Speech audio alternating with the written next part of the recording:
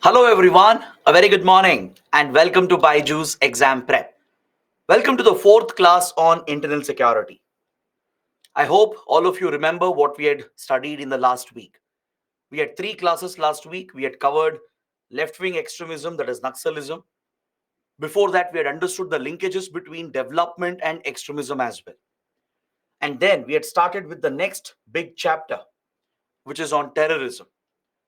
Under terrorism, we understood why India is so vulnerable with regard to terrorism, why India is the biggest victim of terrorism.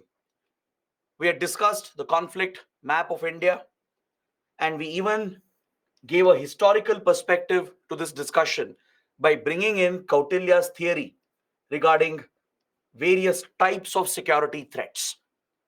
We studied with regard to the covert proxy war that some countries use as a weapon against other countries to target them in their geopolitics.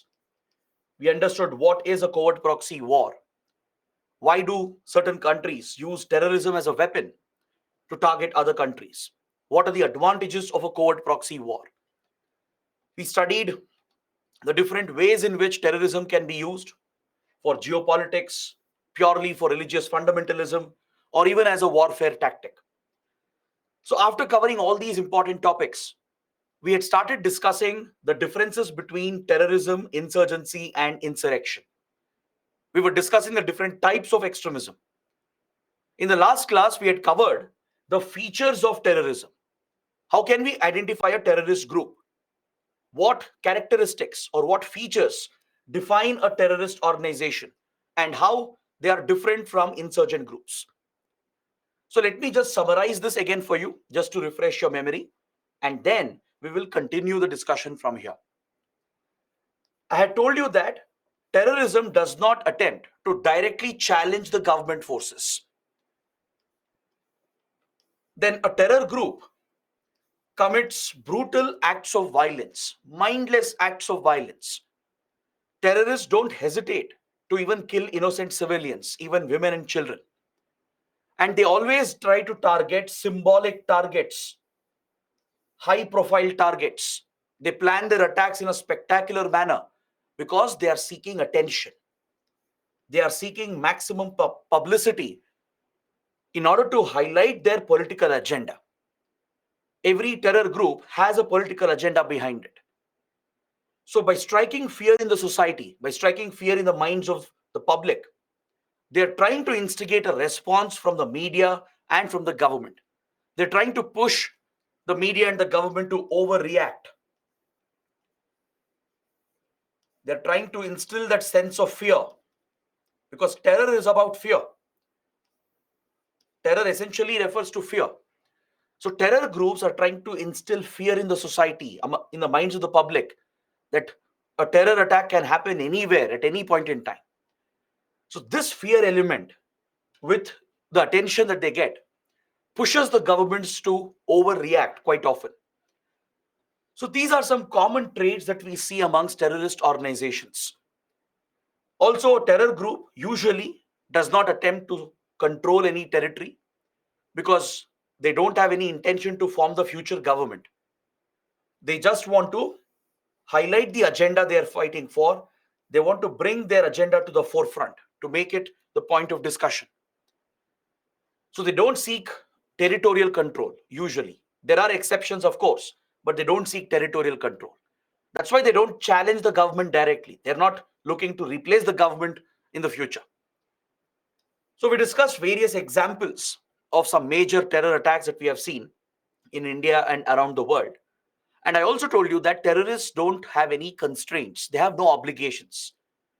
They don't respect ethics, morality. They don't abide by any international conventions or humanitarian principles. For them, more violence, the better. More deaths, the better. That is why they don't hesitate to even recruit child soldiers, to use suicide bombers. They can be very inhuman. They practice inhuman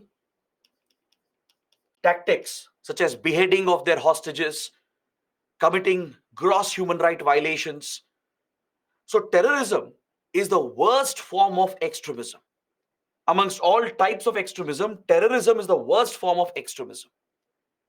But always remember, there is no universal definition for terrorism. Not all countries agree with regard to which group is a terror group. Because as I told you, one man's terrorist is another man's revolutionary.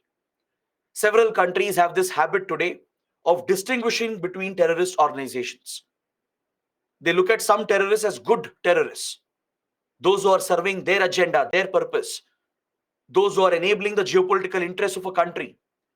They use them as a weapon in their covert proxy war to target their rivals. So such countries don't act against these terror groups which are working for them, which they themselves are sponsoring. They only target selectively those groups which are targeting their state, like United States, Israel, Saudi Arabia, Iran, Pakistan. They have been in the habit of sponsoring terrorism, their state intelligence agencies. They have close contacts with various terror groups. They provide funds. They provide them geopolitical diplomatic support. They provide support for training as well. They even extend any kind of assistance that is needed. They use these organizations, these non-state actors, to further their geopolitical interests. So this is where India has taken a stand. At least in the last 2 to 3 decades, we have not been involved with any such extremist outfits. India is very clear that we should not distinguish between types of terrorism. India always insists at the United Nations, at all global platforms, that terrorism in any form is dangerous for the world. Because we ourselves have had some bitter experiences. Our experience with LTTE, it taught India that you can't rely on any such extremist outfits. These outfits will always be a threat to humanity. So India's consistent position is that we should fight all forms of terrorism. All the countries have to unite to fight against terrorism. We should not distinguish between terror outfits. So if you look at these features and these characteristics, you can clearly identify which group is a terrorist group. So outfits like Al-Qaeda, Islamic State, Lashkar-e-Toiba, Jaish-e-Mohammed, several Khalistani outfits, right? So all these groups, they have been nothing but terrorist organizations.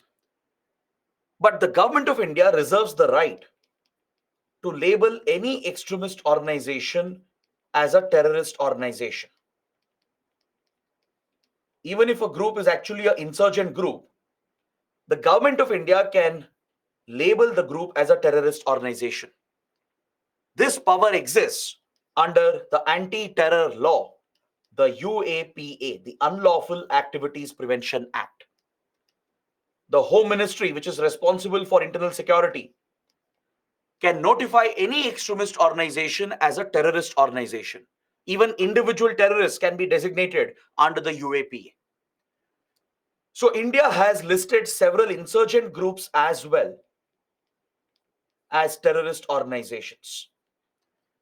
Even though certain groups, technically, academically speaking, are insurgent groups, depending on their characteristics and features, India has labeled them as terrorist organizations because, according to the Indian government, they have engaged in mindless violence.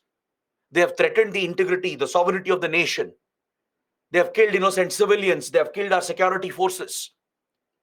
So as a result, India has labeled the Naxals, the Maoists, the Northeast insurgents, and few separatist groups with regard to Khalistan movement and Kashmir as well. Even though technically some of them are insurgent groups, they have been labeled as terrorist organizations by the Indian government. So as UPSC aspirants and as Indian citizens, we will go by what the government is telling us. If the government labels a group as a terrorist group, we will refer to the organization as a terrorist organization. Is that clear? So for us, the reference is the government of India, the Ministry of Home Affairs. If MHA has notified a certain group under UAPA, then all those organizations are terrorist organizations. So I please suggest to visit MHA's website or at least Google the proscribed terror organizations in India. You'll get the whole list. You can easily find the entire list of terrorist organizations listed under the UAPA. Is that clear? You can visit MHA's website or even NIA's website. There you will find the list of all these organizations that are classified as terrorist organizations by the Indian government. So I hope the features, the characteristics of terrorism is clear. So now let us compare this with insurgency. This is going to be very easy because we have already studied what is insurgency. How? When we discussed Maoism, when we studied the principles, the doctrine, the strategy and tactics of the Maoists, there itself we covered the features of insurgency. I just didn't mention that back then because I wanted to have this discussion now. Now that you're aware of what is Maoism, we have covered the whole topic. Now we have understood features of terrorism as well. This is the perfect time to draw the comparison between terrorism and insurgency. That's why I held on to this topic till now, till the 4th class. So whatever we studied under Maoism regarding their principles, their agenda, their strategy and tactics, those are the features of an insurgent organization. What did we learn about Maoism? We learned that Maoism is an organized rebellion against the state, meaning they are directly challenging the authority of the government. Their goal is to overthrow the constituted government through an armed conflict. Remember, we studied Naxals, they aim to capture state power. Mao Zedong, the founder of Maoist extremist ideology, he advocated that the masses who should rebel against the state, they should carry out an organized armed rebellion to throw the state out. So taking up arms is non-negotiable in insurgency. Even insurgency is violent. It is a violent extremist ideology. Now, don't assume that insurgency is slightly better than terrorism. No, it's not. Terrorism is just the most brutal form of extremism, but doesn't mean that insurgency is any better. Insurgency also leads to brutal violence. It threatens the integrity of the nation, the sovereignty of the nation. It leads to the death of innocent civilians. It destabilizes a region. So insurgency is also a violent extremist ideology. But the manner in which they operate, the agenda that they are fighting for, the strategy, the tactics they follow, that is what makes insurgents different from terrorists. Doesn't mean insurgents are better, they're more moderate. No, not at all. Insurgents are as worse as terrorists. But the way they operate, what is their agenda, what they're trying to achieve, that sets insurgents apart from your regular terrorists. So an insurgency is an organized armed rebellion, usually led by the masses, meaning there is larger support. And the target is the state. The primary target is the government. So they directly challenge the government's authority to throw the constituted government out and capture state power. Capturing state power is the end objective of insurgency. Is that clear? So the political aims are clearly stated, and the ultimate goal is to take control of the territory and the government. Just like the Maoists did in China, the Communist Party of China under Mao Zedong. What did they do during the Chinese Civil War? They threw out the Republic of China government and they captured the territory of mainland China and established the rule of the Communist Party, which today is your PRC, the People's Republic of China, our neighbor. So that is an insurgent movement. We also studied that Mao Zedong advocated the Naxals or the Maoists to work in a very organized manner, to have a clear organizational structure, to have a hierarchy, to focus on communication, to focus on finances, on procurement of weapons, on propaganda, to focus on the political aims. So, in an insurgent group, you see a clear cut organization structure with a hierarchy, which is usually missing in a terrorist organization. Terrorists are loosely organized, but insurgents are very well structured. They would have created cadre based organization. They work in a very structured, organized manner because they're trying to pursue a long term goal. Remember, we studied that Maoists are prepared for a protracted war. They are prepared for a prolonged conflict. They are not looking for immediate results. So these are some basic features that set apart insurgent groups from terrorist organizations. Sometimes insurgents might adhere to some international norms, to some aspects of humanitarian principles. Why? Because they are seeking legitimacy. They crave recognition. They also want local support in their favor. Is that clear? Insurgents, unlike terrorists, sometimes they impose some constraints on themselves. Like take Naxals, for example. As far as possible, Naxals will not target civilians. Naxals' primary target is the state. Naxals' attacks are directed towards the government forces, government authorities, public infrastructure. As far as possible, they don't attack civilians.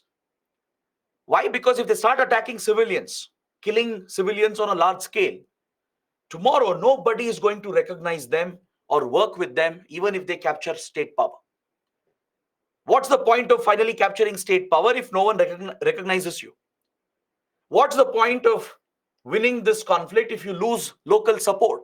If the local people don't support you, then what's the point? So insurgents are aware of this.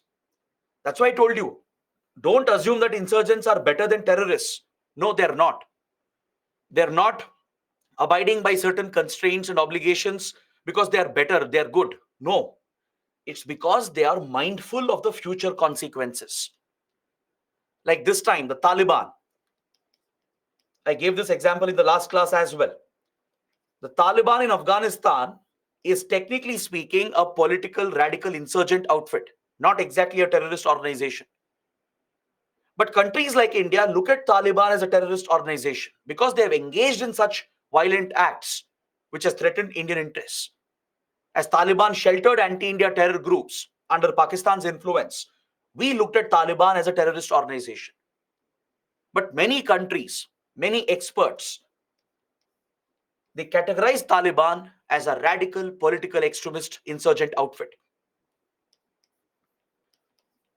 If you look at the Taliban in 96 and compare it with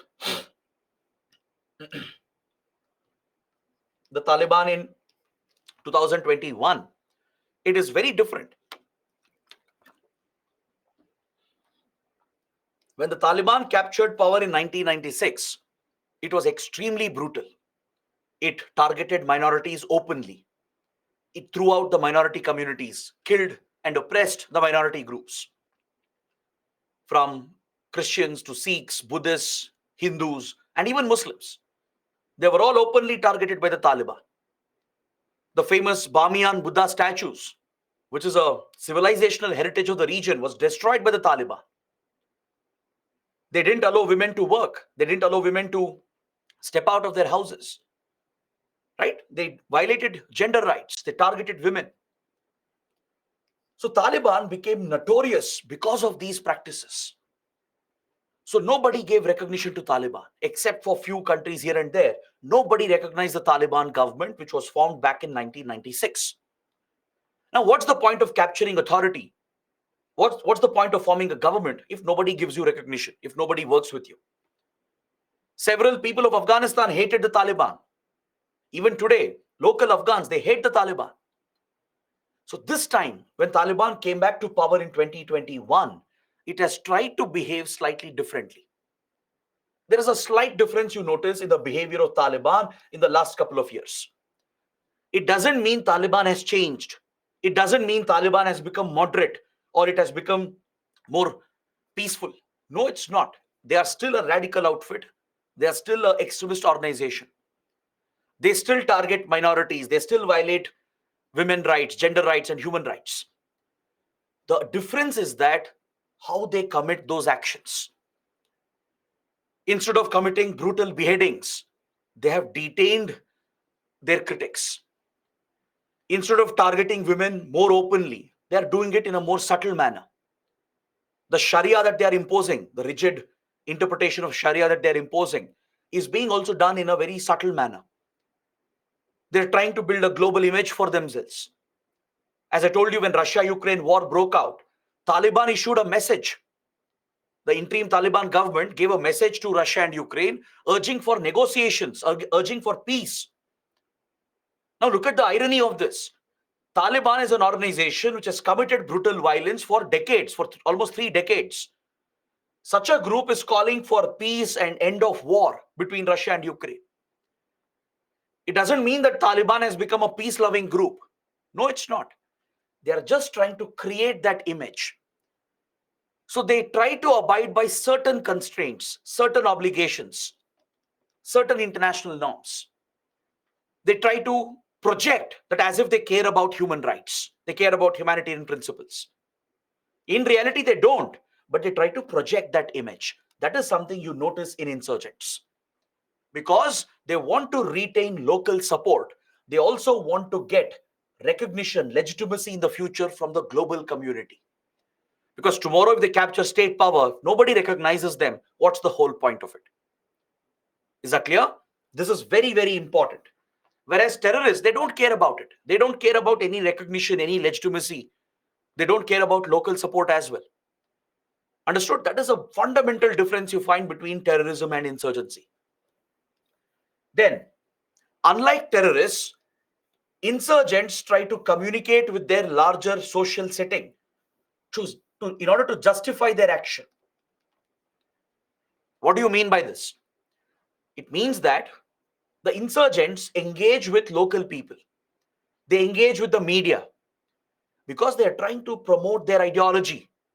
They're trying to show that they have a genuine root cause to take up violence. They're trying to justify their actions. Terrorists don't care about this. They don't give justification as to why they're committing the violent act. They don't try to communicate with the social setting. They need few radicalized members to fight for their organization. That's it. Terrorists don't care about anything else. But insurgents are looking for mass support. They want to trigger a mass armed rebellion. So it's important to promote their ideology. It's important for insurgents to undermine the government in the eyes of the public, to highlight the failures of the government, to showcase the failures in administration and governance, to exploit the injustice that might have happened to the local people. So insurgents communicate with their local setting, with their social setting around them. They even engage with the media if required. Usually, terrorists do not do this. Rather, they don't care about this. Terrorists send messages through their attacks by striking fear. Insurgents, after they carry out an attack, they try to justify it. They try to explain why they did it. They try to promote their ideology by doing this while undermining the state. Understood? That is a very, very important difference, a fundamental difference. Then, as we already discussed, insurgents usually they abstain from sporadic, mindless violence. Insurgents are more precise and more targeted, whereas terrorists are more sporadic in their acts. At any point, they are looking to strike. They're looking to kill civilians and even government forces. But insurgents are more particular. They largely target government forces. They target civilians only when it is necessary. Is that clear? So insurgents abstain from sporadic violence. Next, insurgents often resort to guerrilla warfare tactics, meaning they believe in surprise ambush attacks. They rely upon jungle warfare. They try to use the terrain to their advantage, as highlighted by Mao Zedong. They hide in the jungles, in the mountains, right? They create a stronghold because they are seeking territorial control. They are looking to capture territory. So, unlike terrorists, insurgents clearly have a territorial ambition. They clearly have a territorial ambition. They want to capture territory, form these stronghold bases, and that is where they operate. They hide in those jungles and mountains in these stronghold areas. They pull the forces inside. They attract the security forces inside by declaring these as so-called liberated areas, by capturing the territory, throwing out the administration. They attract the security forces. They, in a way, push the security forces to attack them. So when the security forces reach these stronghold areas, they carry out surprise ambush attacks. They believe in surprise ambush attacks, guerrilla warfare, jungle warfare tactics. But terrorists, on the other hand, don't rely much on these tactics. They believe in direct frontal attacks. Usually they engage in urban warfare, in urban terrorism. They target cities, right? They target vital installations, high profile targets. That's what they hit. But insurgents often carry out their attacks in remote areas, in forests, in remote regions, which is their stronghold of operations. The region they're looking to liberate, the region they're looking to separate from the country, that is where they carry out the attacks. Remember, I told you, have you ever seen a Naxal attack happening in a city, in Mumbai, Delhi, or Bengaluru? No. Naxal attacks happen in the remote forests of Chhattisgarh, Odisha, right? Whereas a group like Lashkar-e-Toiba targets Mumbai. Jaish-e-Mohammed attacks in Delhi. Can you see the difference? Indian Mujahideen has carried out attacks in Bangalore. So that is a basic difference. A terror group will strike anywhere, especially in high profile areas, in cities. They target important buildings or symbolic targets. But insurgents carry out their attacks in remote areas, in their area of operation, in their stronghold area, right? And that too, they target the government forces primarily, and they engage in guerrilla war tactics. They carry out these ambush attacks. So in their strategy and tactics as well, there is a fundamental difference. Now, let us draw this as a comparison. Let us draw a comparison between the two. Let me give out 4-5 points which sets apart insurgents from terrorists. Because see, there can be a mains question. UPSC can ask you, what do you mean by insurgency and terrorism? How are they different? Right? This can be a 15-mark question, and it's a conceptual question.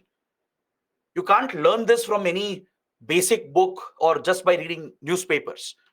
You have to develop that expertise wherever necessary, even in subjects like internal security. Even though it's largely a current affairs driven subject, at least with regard to some concepts, you should be strong, right? You should have an in-depth understanding of some key concepts. So without understanding what exactly is terrorism, what is insurgency, how are they different, how can you understand the developments that are happening today, right? So that's why I believe that the concepts are equally important. So let's summarize whatever we have studied till now. Let's list this out as points, around 5 points, which gives us the perfect distinction between insurgency and terrorism. The first point, insurgents normally target only combatants, meaning they're targeting government forces primarily. They don't attack civilians. Because if they attack civilians frequently, they will lose local support. Why will the locals support them if they are killing local people, if they are killing women and children, if they are committing brutal violence? Nobody will believe in their ideology. So that's why insurgents primarily target combatants, meaning the government forces, the security forces. Whereas terrorists, they target both. They don't care about it. In fact, they want to target both. So terror groups like Lashkar and Jaish, they attack the Indian Army, they attack CRPF, they attack J&K police, they attack innocent civilians as well.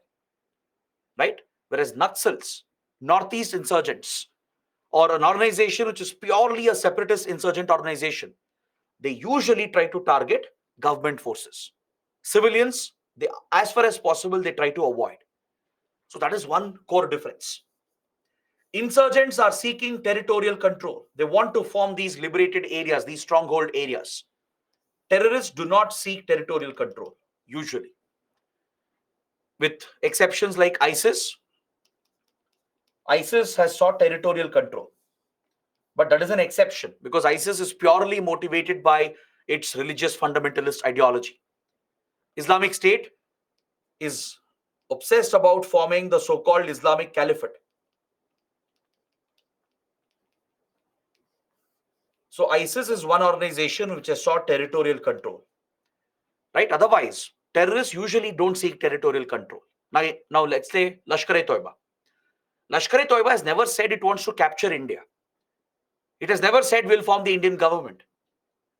Jaish-e-Mohammed has never said we'll capture Jammu and Kashmir and form the future government. No.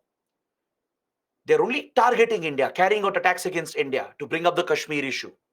That is their political agenda. They're pushing that agenda by striking fear, by carrying out parliament attacks, Mumbai attacks.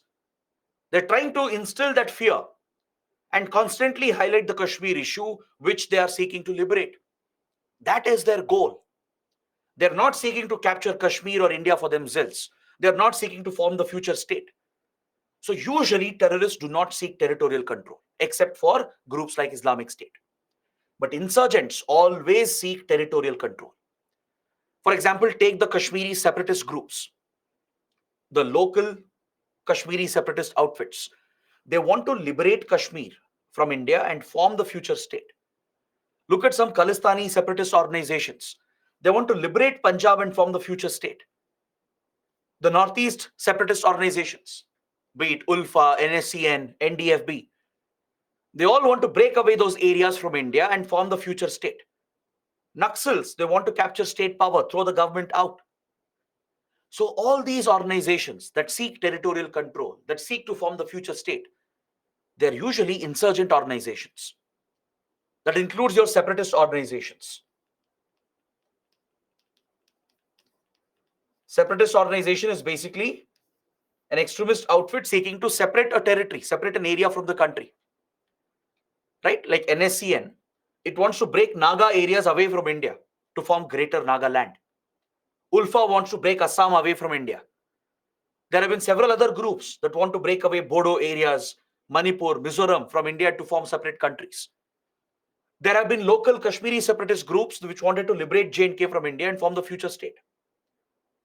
So separatist organizations are essentially insurgents, usually. But again, Government of India has every right to label all these groups as terrorist groups. Don't forget that. As they threaten the integrity of the nation, the sovereignty of the nation, as they attack our forces and kill civilians, even if they are insurgent groups and separatist organizations, right, we can always label them as terrorist outfits. Don't forget that.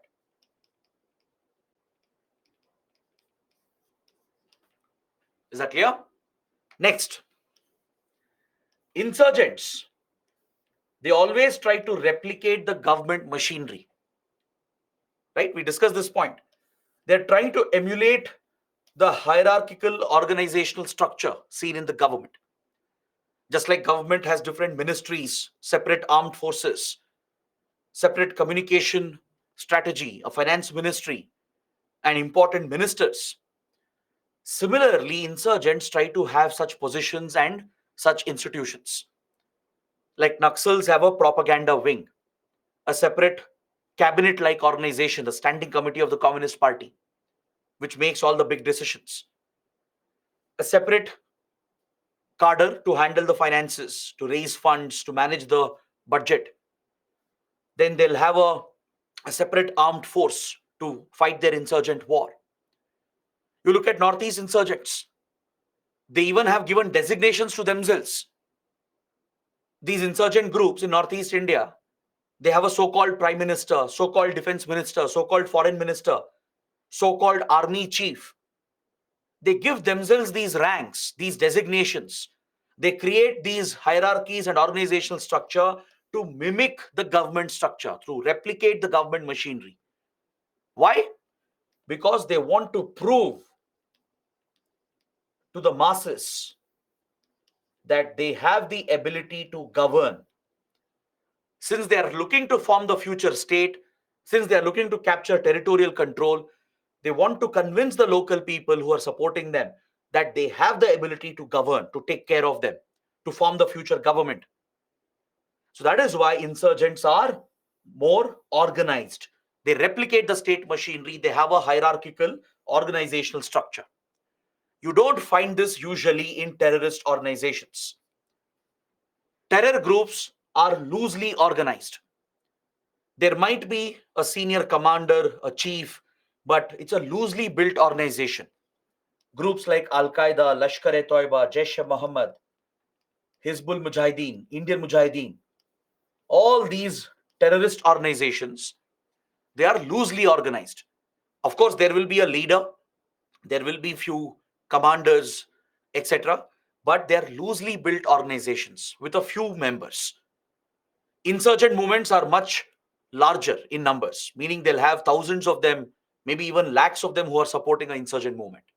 But terror movements are largely comprised of just few hundred, few thousand terrorists, not more than that. So that is a basic difference you come across when you compare a terror group with an insurgent group. The last point, insurgents work quite openly. They work quite visibly. They don't really hide. But terrorists, they don't let the presence to be felt. They operate in a covert manner. They're very secretive. This is another basic difference. This again has to do with their ideology. See, if insurgents are challenging the government openly, if they're looking to throw the government out and form the future government, they can't hide. They have to do it openly. That is why they capture certain areas, they try to throw the administration out, and they call them liberated areas, liberated zones. They make it their stronghold.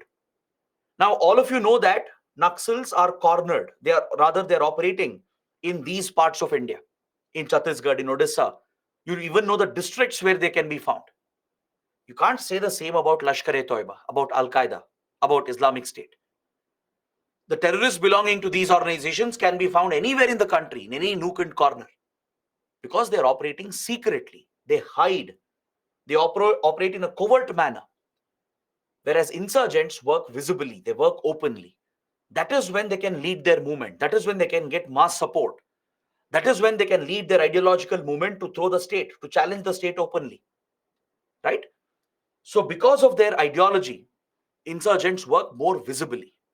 They're quite open about how they work, how they operate, where they establish their stronghold, and usually their attacks are limited to their stronghold areas. They don't go out of their stronghold areas.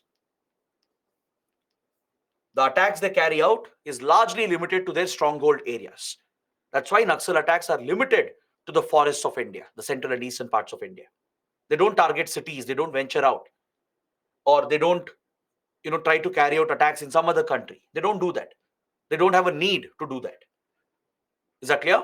But terrorists have no such limitations. A terror group could be transnational. A terror group could be transnational, meaning they can operate in multiple countries. They could even carry out attacks in multiple countries. That's what groups like Haqqani Network, Lashkar-e-Toiba have done. Groups like Al Qaeda have done. So they work secretly. They don't let their presence to be felt.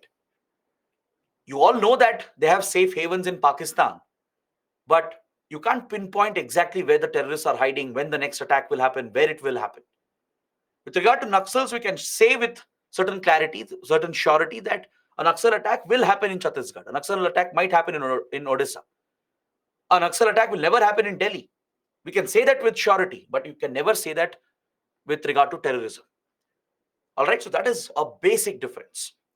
So if you are able to understand and remember this and present this in your own words, trust me, you will be able to get very good marks in such a question. You can even expect an essay topic here. UPSC can give an entire essay on extremism, asking you to talk about different types of extremism. Right? So don't mug up these points, don't by heart, don't learn by rote memorization. Rather, understand. That's why I've spent so much time. I've invested extra effort here to break down every point, give some examples as well, and repeat those points as well.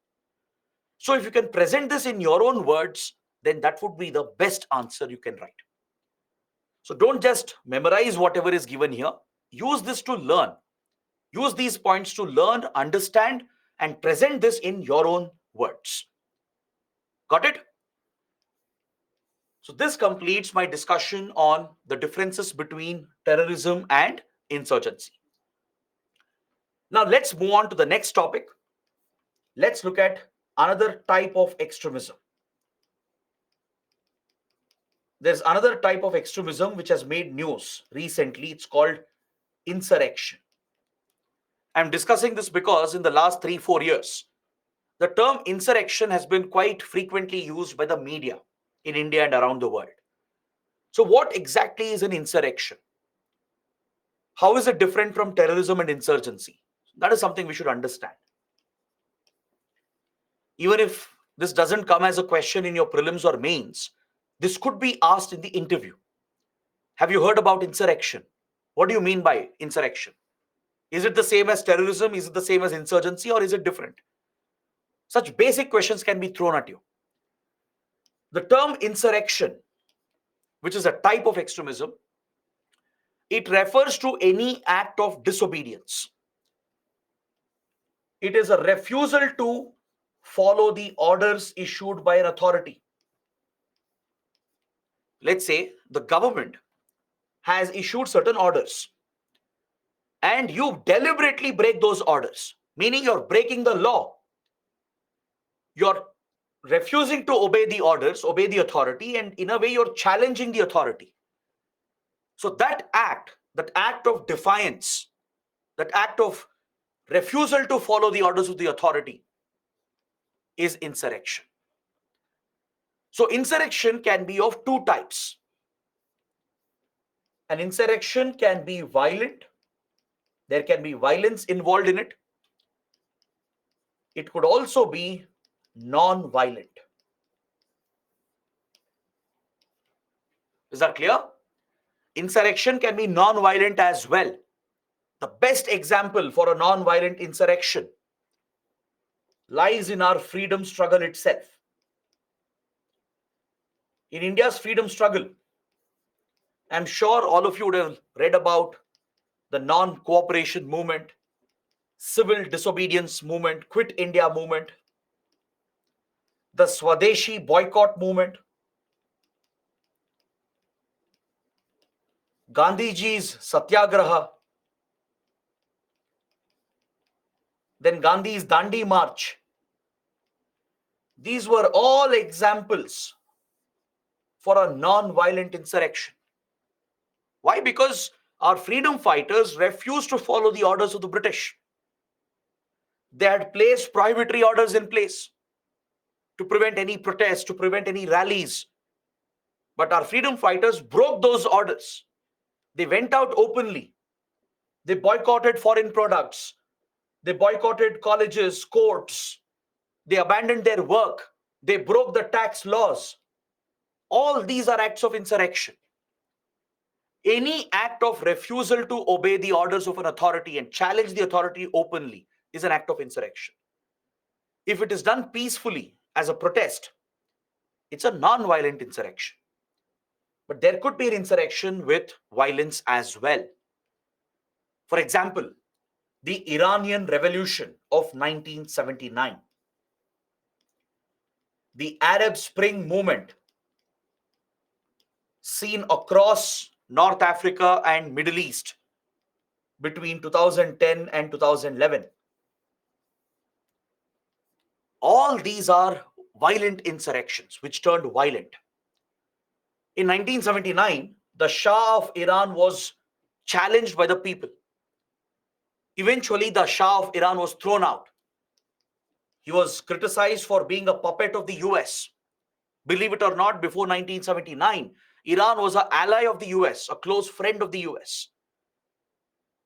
So there was a popular rebellion against the Shah, a mass people-led rebellion which later was hijacked by the Shia radical clerics. The radical Shia clerics in Iran, they hijacked this movement and they turned the movement violent. The movement became extremely violent, leading to violence between the protesters and the security forces. The American embassy, the British embassy was targeted. Their diplomats were held hostage. A lot of people lost their lives. So it became a violent insurrection. All right, the radical Shia clerics took over the country. They toppled the regime and they established a radical conservative state. That's when Iran became an enemy of the US. So, this revolution that Iran saw was initially, essentially, a violent insurrection. There was violence involved in that refusal to obey the authority. Arab Spring movement, it was a pro-democracy movement. It spread across many countries in Tunisia, Libya, Egypt, Syria, Bahrain, and many other countries across West Asia and North Africa. This movement also turned violent. The civil war you see today in Syria and Libya, they are outcomes of the Arab Spring movement. Many countries, they hijack the movement, they misuse this movement for pro-democracy protests, and they use this to topple regimes, to topple unfavorable governments.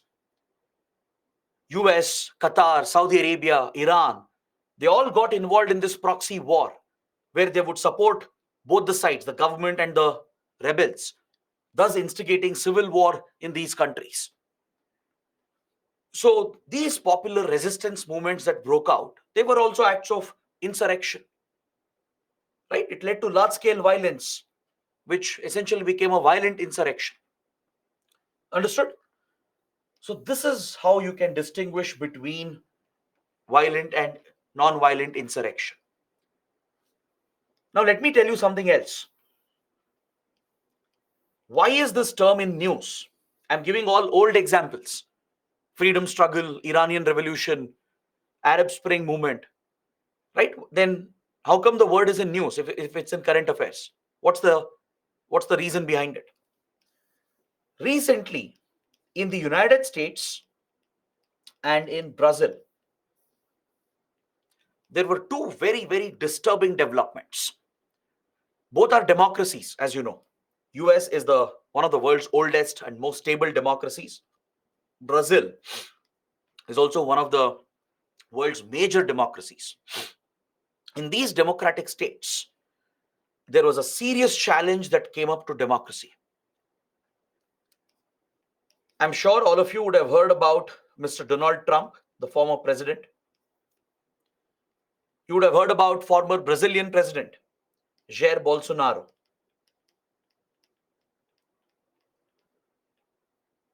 These two guys, they both belong to far right-wing ideology.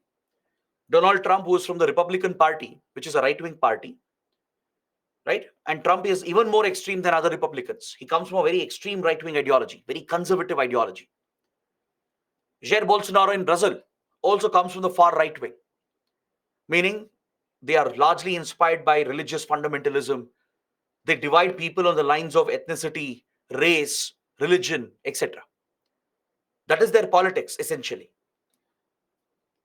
So when Donald Trump lost the recent elections to Joe Biden, to the Democrat candidate, do you know what Trump did? He refused to concede defeat. He didn't accept he was defeated. See, the very core tenet in any democracy is a peaceful transition of power. The real test for any democracy is when the transition happens from one elected government to another elected government. Whether the current government gives up power and hands it over to the incoming elected government in a peaceful manner as per the constitution. If the current government tries to disrupt that, if it tries to ensure that the election results are nullified, then that is not a democratic move. That is an authoritarian move. That's what Myanmar did. Myanmar's military dictatorship did. They nullified the election results throughout the elected government and formed a military dictatorship. Something similar, at least in a very small way, happened in US and Brazil very recently. Donald Trump refused to accept the defeat even when the results were clear that Biden had won the presidential campaign. And after refusing to concede defeat, he started ranting on his social media, on Twitter, on various platforms, or especially on Facebook as well, that electoral fraud had been committed. He started spreading lies. Imagine the president, the sitting president of the most powerful nation, the most stable democracy, at least the so called stable democracy, is tweeting and posting on social media that the election was a fraud. And this was without any evidence, without any basis. Now, this was enough to instigate his blind followers, his blind right wing extremist followers. There are several right wing extremist organizations in the United States, few radical Christian organizations, white supremacist organizations. They all blindly believed what Trump was posting, and they engaged in violence at the US Capitol. In Washington, the US Congress, the equivalent of our parliament, is located at Capitol Hill. That is where the final formal process in the election was taking place. The final vote count was taking place on the 6th of January of that year. It was a formal vote counting process where formally Biden would be declared as the winner of the election and he would be announced as the president. When this formal counting of votes was happening at the Capitol, at the US Capitol in the US Congress, Trump's blind right-wing protesters, they staged an act of insurrection. They disobeyed the authorities and they tried to disrupt the electoral process. Essentially, it was an attempt to snatch power in an undemocratic manner. It led to violence, few people were killed, and the media labeled this as an act of insurrection. The same thing happened few months later in Brazil, in Rio de Janeiro. Jair Bolsonaro, who lost the election, refused to concede defeat. He said fraud had been committed. He said Lula da Silva, the new leader, the current Brazilian president, had won by fraud. This was a mindless allegation the former president was making. Maybe he drew lessons from his friend, Donald Trump. Trump and Jair Bolsonaro were very good friends as they came from the same ideology.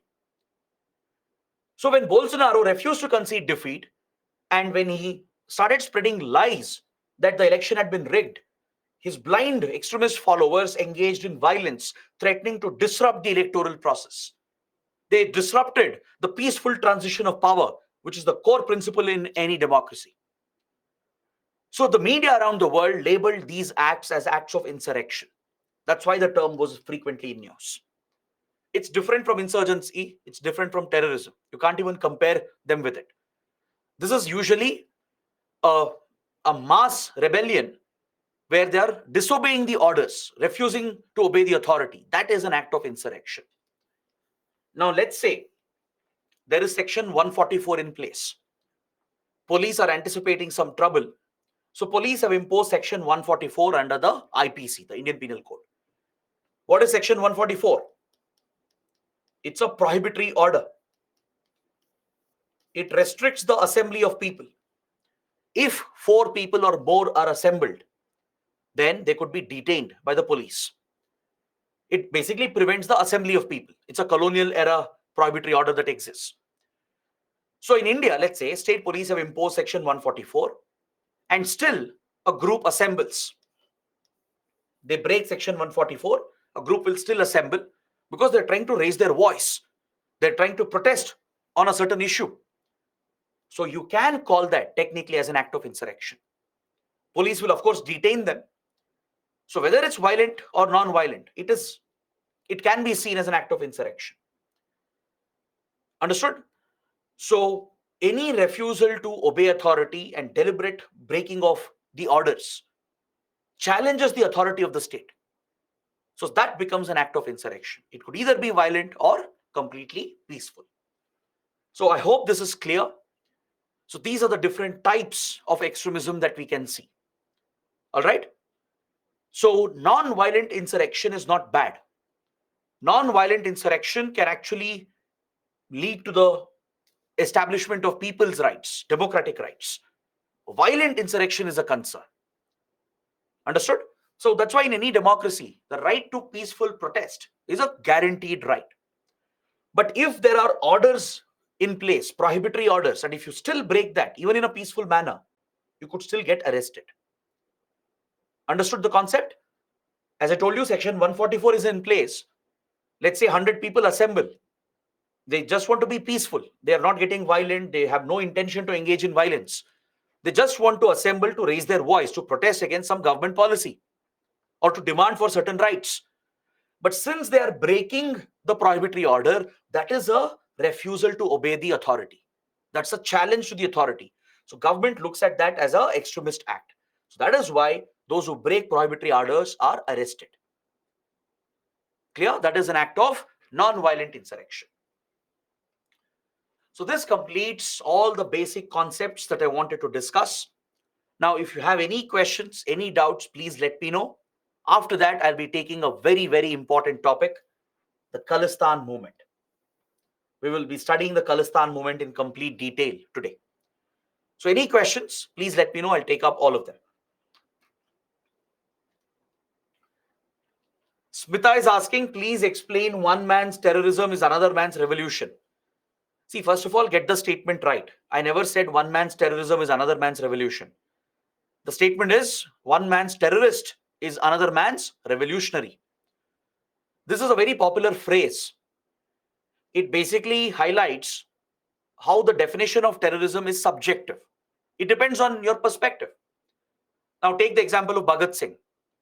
Bhagat Singh, for us Indians, is a revolutionary, a heroic freedom fighter. But for the British, he was a terrorist. That is the difference. A group like Hamas, it is a terrorist organization according to Israel, according to United States, according to some European countries. But according to few Muslim countries, it's a national liberation movement. Even India has not labeled Hamas officially as a terrorist organization, right? So the definition of terrorism is subjective, depends on the time, the circumstance, the context, depends on all these factors. So it depends on what perspective you're looking at from. So there's no universal definition as such, depends on how you look at it.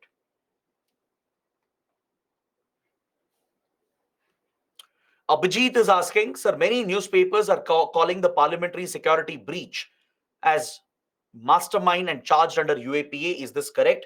As prima facie, it appears to be just aggressiveness by the youth due to anxiety over issues like unemployment. See, the parliamentary breach that happened, the breach in the parliament that happened recently, where a few youth, they managed to, hoodwink our security. They used a tear gas, a smoke bomb, released this colored gas as a mark of protest, right? They are saying that their claim is that they were trying to highlight issues of unemployment, poverty, the poor governance of the Modi government, the failure of the Modi government to address the Manipur issue, etc., etc. That is their political agenda. It's because of that agenda that they breached the security in the parliament. Now, these youth, 5 or 6 of them who did this, they have been detained, they've been arrested, and they've been charged by the Delhi police under UAPA, which means they've been charged under terrorism law. All right? Now, how do you look at this? As a normal citizen, as a neutral person, if you look at it, as Abhijit has said, it appears to be just an act of insurrection. They have broken the orders. They have refused to obey the authority. They have not engaged in violence, right? They didn't harm anyone. The signs were very clear. The way they carried it out was very clear that they didn't mean to cause harm to anyone, right? But the police might have a different view. The government might take a different stand. The breach of parliamentary security is a very, very serious matter, given that Jaish-e-Mohammed has carried out a major attack on the Indian parliament. And that too, it happened on the same day, the 13th of December, a black day in Indian history, right?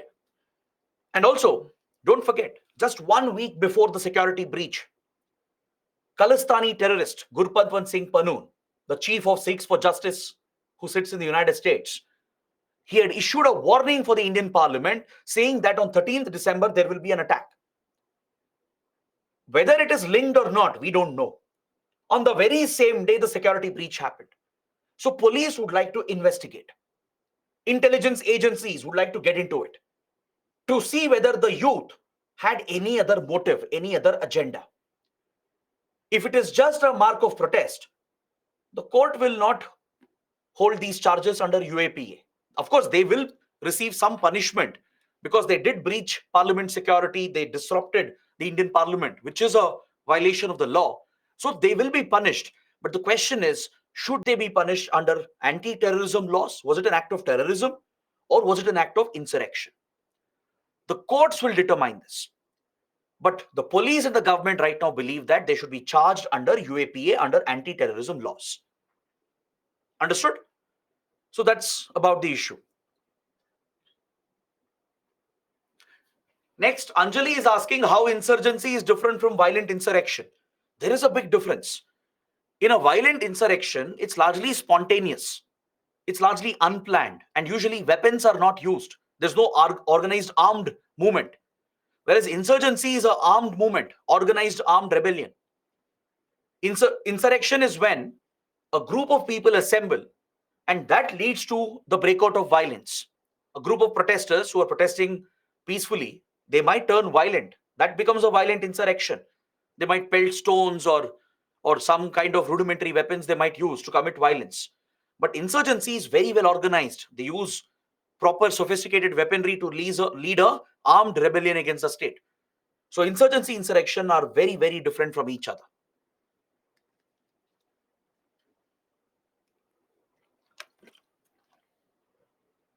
Abhishek has a similar question on the parliament security breach. I already discussed that.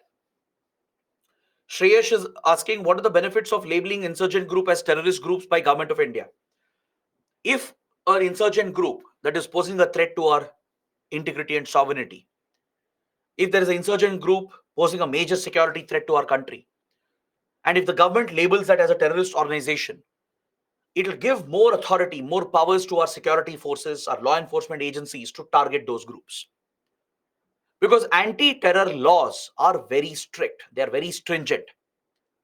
Anti-terror laws like UAPA, they give tremendous powers to your police forces, law enforcement agencies, and security forces. Once an insurgent group is notified as a terrorist organization, they will come under all the anti-terrorist provisions that we have. So that is the importance of labeling an insurgent group as a terrorist organization. It gives the government more authority. It gives the police, the law enforcement and security forces more powers to target these outfits. Is that clear? And also, in a way, it helps in fighting their ideology as well, in countering their propaganda. By labeling them as brutal terror groups committing mindless violence, you can discredit their ideology in the minds of the public. Right? So even that purpose will be served when an insurgent group is labeled as a terrorist group. So Bhagya is asking, if Government of India declares any organization as extremists or terrorists, what about other countries? Do they also consider these organizations as extremist or terrorist organizations? No, it won't happen. That's why I told you, the definition of terrorism is not universal. Not every country will label those groups as terrorist groups. Each government will have its own classification. Now, just because India calls Lashkar-e-Toiba a terror group, do you think Pakistan will call Lashkar a terror group? No, they don't. Right? Now, for example, you look at Taliban. Many countries don't look at Taliban as a terrorist organization. Even certain Western countries, they don't look at Taliban as a terrorist organization. Right? So this definition changes from government to government. Atharva is asking, sir, presently India's covert proxy war is in controversy due to Canada, US, and Qatar and other issues. As these countries stop the appointment procedure of raw officers, will you talk about these also? Yes, we will discuss this issue, of course, under Khalistan movement. It is a raging issue. What's happened in Canada, what has happened in US, the allegations against India. We will cover that. It's part of the Khalistan movement. Sham is asking, is there any set of particular guidelines to label any organization or individual as a terrorist group? Because the terrorist labeling power under UAPA Will it not lead to instability in some regions if they label NGO individuals who question the government as a terrorist group? You're absolutely right. See, first of all, there are no set guidelines. It's not that there is a checklist which is, used while designating a group as a terrorist group. But if a group is engaging in violence, the government can invoke UAPA to designate them as terrorist organizations. So here the government has a lot of discretion. This is where criticism also comes up against the government. What if the government tomorrow misuses this authority? Tomorrow, let's say there is a NGO or a media which is criticizing the government, targeting the government. That is their democratic right. Tomorrow, if the government brands them as a terrorist group under UAPA, that cripples freedom of speech, freedom of expression. Let's say there is an individual who's criticizing the government, protesting against the government. That is his democratic right to protest, to criticize the government leaders. But tomorrow, if the government labels him as a terrorist, what can you do? This is the concern about UAPA. We will study this later. Tomorrow, we will be studying the anti-terror laws of India, especially UAPA. There is a lot of criticism against these laws because it does give tremendous powers and discretion to our government to label terrorist organizations, to label individual terrorists. So there is always a concern that these powers can be misused. It can be misused to target critics, opponents, dissidents, and the opposition, which is against the government.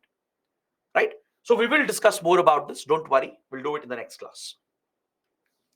Kishan is asking why Western countries haven't recognized CCIT convention in the UN, which was proposed by India.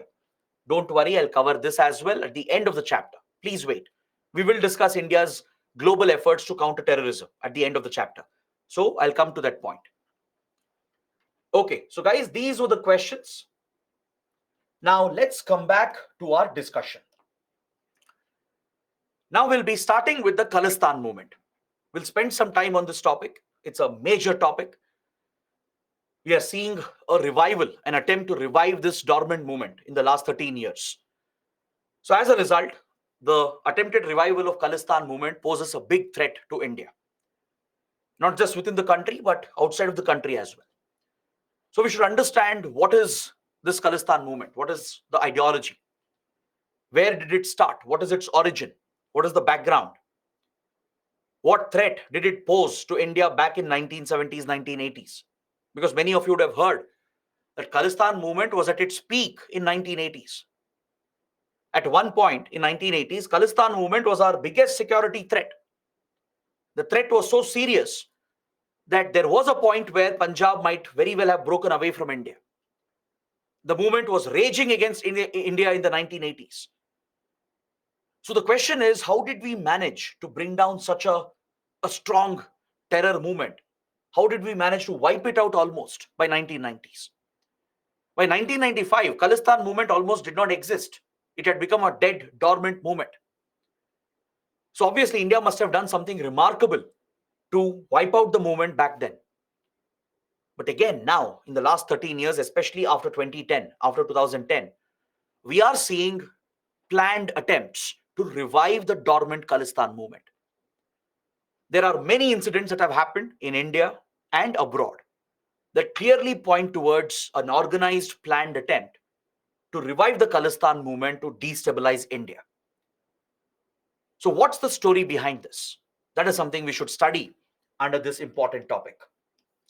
So let's start with the background, the origin of the Khalistan ideology and the Khalistan movement. To understand this, we have to go all the way back to 1947 and India's freedom struggle and the eventual partition of the Indian subcontinent. That is where the issue is rooted. See, during the freedom struggle, let's say in the 1940s, India's freedom struggle was largely a united freedom struggle. Different communities, religions, castes, regions, they all came together to fight against the British colonial rule and to ensure that India becomes independent.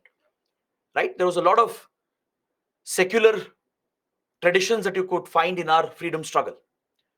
People from different faiths, from different religions, castes, and regions, they all came together in this united fight against the British colonial rule. But Of course, the British, they had already communalized our freedom struggle. Under their divide and rule policy, they had managed to drive a wedge between different communities. They had instigated fears and insecurities.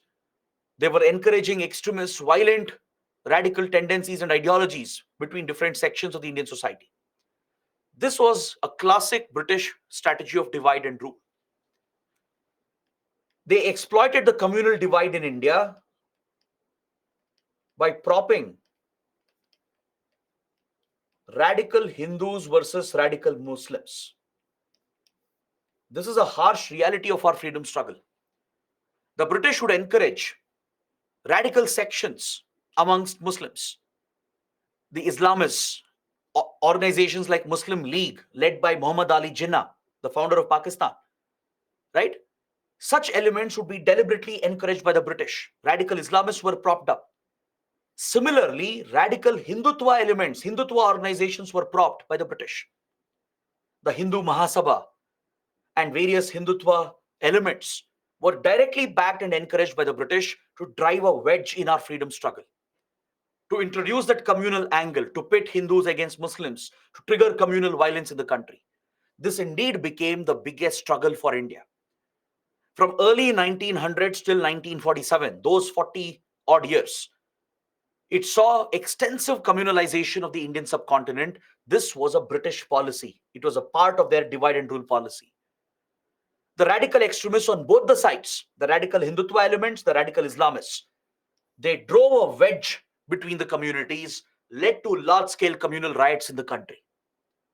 Eventually, it got to a stage where India could not remain as one whole country anymore. As independence became a reality, right? Because eventually the British had to give up their control. They were in no position to continue their authority over India. The world wars had weakened them. Britain had become a power on the decline, right? It had been saturated with conflicts in Europe and around the world. It was getting dragged down. Britain had no political will or even the military economic strength to continue holding on to India. Plus, our freedom struggle had gained momentum, right? Our freedom struggle had put the British under tremendous pressure. So independence was an eventuality. It was obvious that India will gain independence by late 1940s, especially when Second World War ended by 1945. It was very clear that India is going to be independent soon. The question was, can the country remain united? Can India remain united? This became almost impossible due to the large-scale communalization which had triggered massive riots, communal riots on the lines of religion, especially between Hindus and Muslims, right? So eventually, the partition plan had to be worked out. There was no other option, right? The Indian National Congress, India's freedom fighters, the leaders, they resisted the partition initially. They opposed the partition. In fact, when Muslim League proposed the idea of Pakistan as a separate exclusive Muslim state, it was strongly opposed by Indian leaders, but it was actively encouraged by the British. That's what the British wanted as part of their divide and rule policy, to break the country. So eventually, the violence reached such a stage, the communalization became so deep and extensive that it had broken the very soul of India. So even India's freedom fighters, the leaders, the Indian National Congress eventually had to accept this solution because nothing seemed viable. Nothing else was viable. Partition seemed to be the only viable solution. So as partition became a reality, the Indian Independence Act was passed. The British brought out the Indian Independence Act, which would grant independence to India, which would formally end the British colonial rule in the subcontinent. And following this, two dominions would be created, two independent dominions, the Indian Dominion and the Pakistani Dominion. And as you know, princely states, they had the option. They could either join India, join Pakistan, or remain independent. So, as India, Pakistan were created,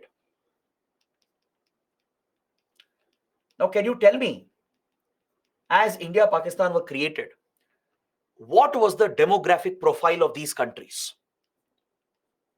What was the major democratic profile of India? And what was the major democratic profile of Pakistan? It's common sense. What was the basic profile, demographic profile of India and Pakistan when the partition happened? Shreyank, Priyanka, Vedashri, many of them have got it right. Very good. Pakistan would be a Muslim majority nation, correct?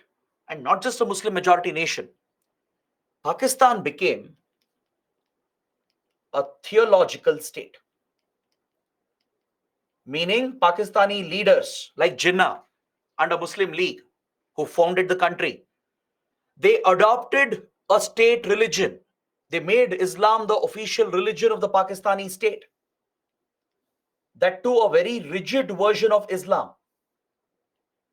The Sunni Wahhabist Salafist traditions linked with the Arab strain of Islam was adopted as the official state religion of Pakistan.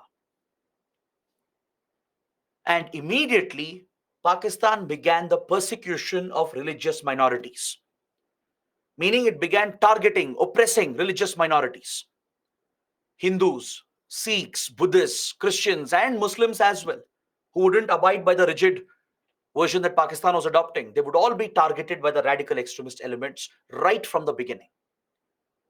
So Pakistan was not a homeland for any other community apart from those who would abide by the rigid version that Pakistani state was enforcing. Right? The Shias, Hazaras, Ahmadiyas, even Muslims have been targeted. Even Sunni Muslims have been targeted in Pakistan.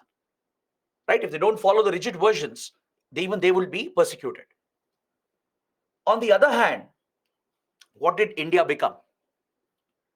India became a secular state. Thanks to the vision of our founding fathers, thanks to the far-sightedness of our freedom fighters, the leaders of that era, from Nehru to Sardar Patel to Mahatma Gandhi, Subhash Chandra Bose and others, our freedom struggle was inherently secular. They had the vision, the far-sightedness to ensure that the Indian state will become a secular state.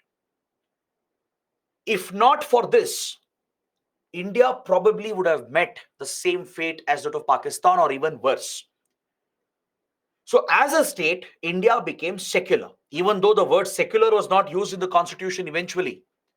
Right? The word secular was added much later during the emergency period. But right from the beginning, from 1949, 1950, India has been a secular country.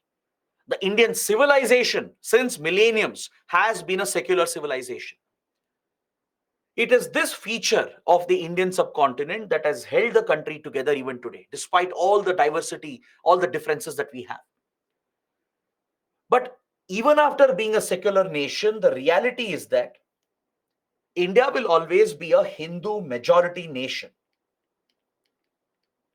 Correct? You can't deny the fact that the country is a Hindu majority country. Majority of the population in India, if you look at the demography of India, they are Hindus. Almost 84, 85% are Hindus. Now, why am I making all these points? I'm raising all these points because if, in a way, Muslims got their own country and Hindus got their own country, there were certain communities that felt that they were left out. The Sikh community felt threatened during these developments. In the 1940s, before independence, the Sikh leaders and Sikh community had a genuine concern. When Muslim League was pushing for a Muslim Pakistan, India, even though secular, eventually would be a Hindu majority state. The Sikhs were worried what would happen to them. They knew that they had no future in Pakistan. They knew that they had no future in a radical conservative state that Pakistan was becoming. They would always feel a little worried, even being part of Hindu majority India, even though India would be a secular state. So prior to independence, prior to 1947, before independence came, before the partition happened, several Sikh leaders had expressed their concerns to the British, and they had urged them to keep the Sikh homeland separate from India and Pakistan. Meaning they were referring to Punjab, the large state of Punjab, the Punjab province that included today's Punjab of India and the whole Punjab province which you find today in Pakistan. The Punjab province was a very large province before the partition, from Rawalpindi to Lahore to Amritsar, all the way till Himachal Pradesh. It was a massive province. This was the homeland of the Sikhs, right? But don't forget, Punjab was also the homeland of the local Hindus and Muslims as well.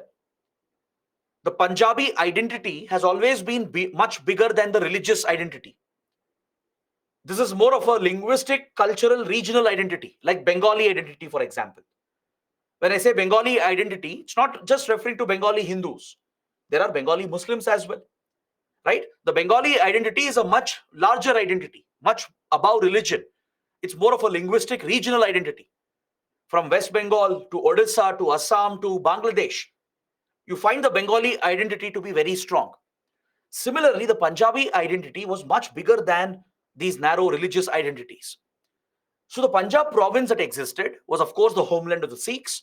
But apart from the Sikhs, there were Hindus, there were Muslims who also spoke the Punjabi language and were part of the integral part of the Punjabi culture. But the Sikh community in particular felt threatened because the freedom struggle had been communalized. Radical elements, radical Islamists, radical Hindutva elements were trying to push their countries towards becoming theological states.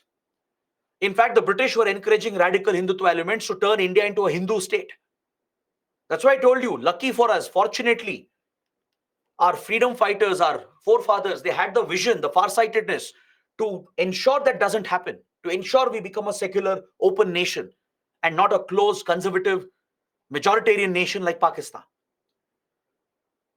But even though India was secular right from the beginning, even though the Indian constitution would guarantee equal rights to everyone, the Sikhs were always nervous. Not everyone, not the whole population, but at least the top leaders. They had a genuine concern before independence. Because you all know what happened during partition.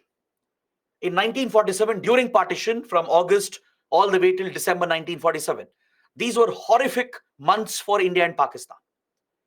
There was brutal communal violence in the Punjab region and in several other parts of the country. Large-scale communal violence between Hindus and Muslims, and the Sikhs were caught in between. Even the Sikhs would engage in violence eventually to defend the community against the radical Islamists and sometimes Hindu mobs as well. So Punjab had seen a brutal phase in 1947 where the Sikhs felt even more threatened. They didn't get their own country. Punjab was obviously divided, partition between India and Pakistan. Part of Punjab became part of Indian dominion, part of it became part of Pakistan dominion. Right? The Sikhs' demand was never met. Now, this is where I would like to tell you that the concern of the Sikh leaders till 1947, the fears that they had, the insecurity that they had, was justified to an extent. Because obviously any community would feel threatened when such large-scale violence was happening between two larger groups like Hindus and Muslims.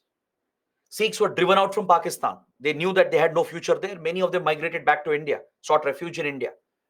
Even though India took them in as refugees and guaranteed equal rights and equal treatment, the Sikhs would always have that concern, the fear about their well-being, right? And that's not wrong. That's not incorrect.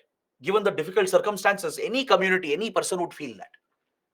It was only until this point that the Sikhs had a valid concern. Why am I saying this? Because see, when every region, when every group was raising a call for independence, like in Northeast India, Nagas were asking for an independent country. Many princely states, they never wanted to join India. Many were forcefully joined into the Indian Union.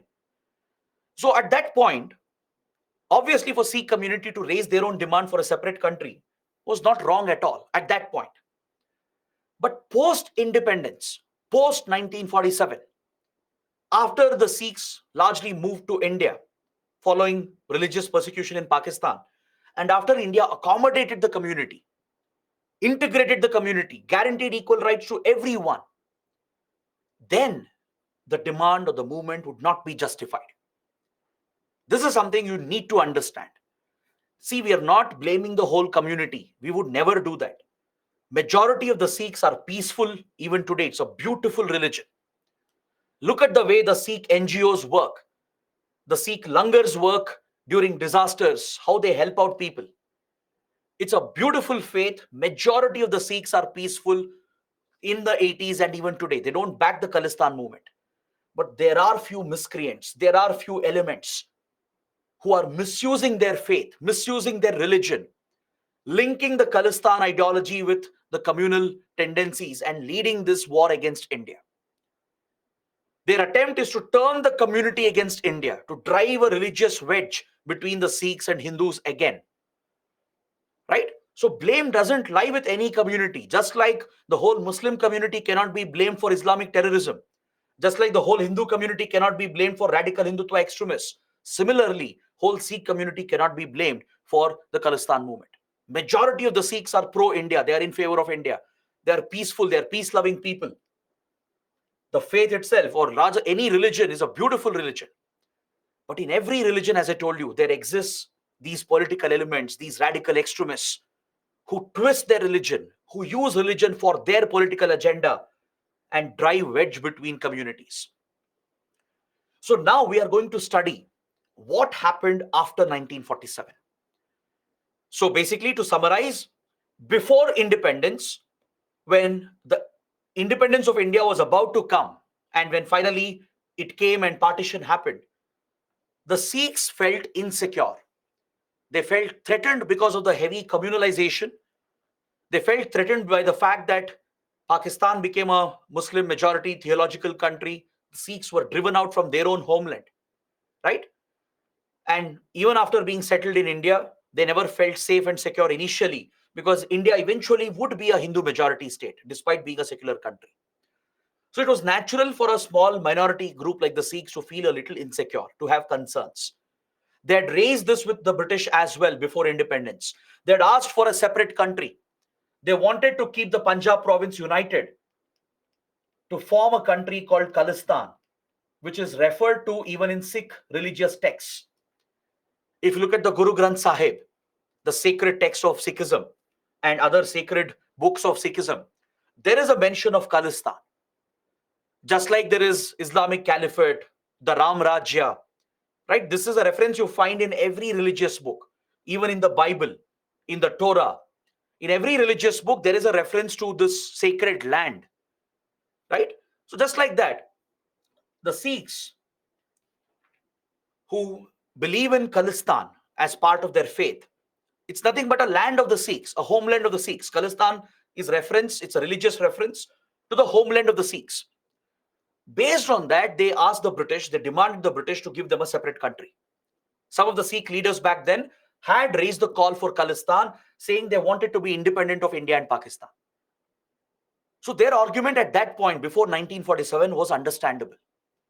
If Hindus were getting a country, Muslims were getting a country, and if there was large-scale violence happening on communal lines, there was nothing wrong in asking for a separate country at that point. Correct? But, of course, it wouldn't happen. Punjab was partitioned. Large-scale violence happened. Sikhs took the impact of it. They largely, bore the brunt of the communal violence between Hindus and Muslims. So after being persecuted and oppressed in Pakistan and being driven out of Pakistan, the Sikhs were very well accommodated in India. Whoever migrated back, they were settled as refugees in Delhi, in Punjab, right? They were looked after by the Indian state. And as a secular nation, as a progressive democracy, liberal democracy, we adopted a very accommodative constitution. The constitution guaranteed equal rights to everyone, equal treatment to everyone, without any discrimination on the lines of religion. on the lines of language, on the lines of ethnicity. So this should have been guarantee enough for the Sikh leaders that India would be different, that Sikhs wouldn't be discriminated or treated differently. But this wasn't enough to satisfy some of the radical Sikh leaders. Even though majority of the community was peaceful, right? And even they started contributing to India's growth from the very beginning, be it our agriculture. Punjab was the heartland of India's agriculture. This is where the Green Revolution took place in the 60s and 70s. It guaranteed the food security of India. Punjabi farmers contributed to the food security of India. Right? The Sikh community, they joined Indian armed forces in large numbers, contributing to India's national security. They entered civil services, they entered politics. So majority of the Sikhs were peaceful. They were not radicalized by any Khalistan ideology, didn't even exist at that point. They were happy being a part of India. But some political elements, I'm going to mention them, I'm going to discuss what happened after this. They would exploit the Khalistan cause for their own narrow, selfish political agendas. In early 1950s, the Akali Dal,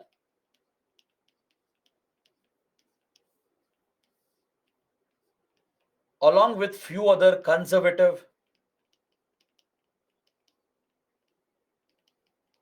and slightly more radical Sikh leaders, they started raising several controversial demands from the Indian government. Because remember, after India became independent, we had some major challenges. One was drafting a constitution, adopting a constitution. Other was forming a strong Indian union, ensuring we bring as many princely states as possible to form a strong Indian union. Next was the economic, social challenges we had. Apart from all these challenges, the other big challenge we had was the internal reorganization of the country. You would have studied this in polity and modern history and post-independence history. Reorganizing India internally was a big challenge because some provinces were massive, too large to administer, like the United Provinces. Right? Many princely states were very tiny and small. So there was no uniformity inside India, within India.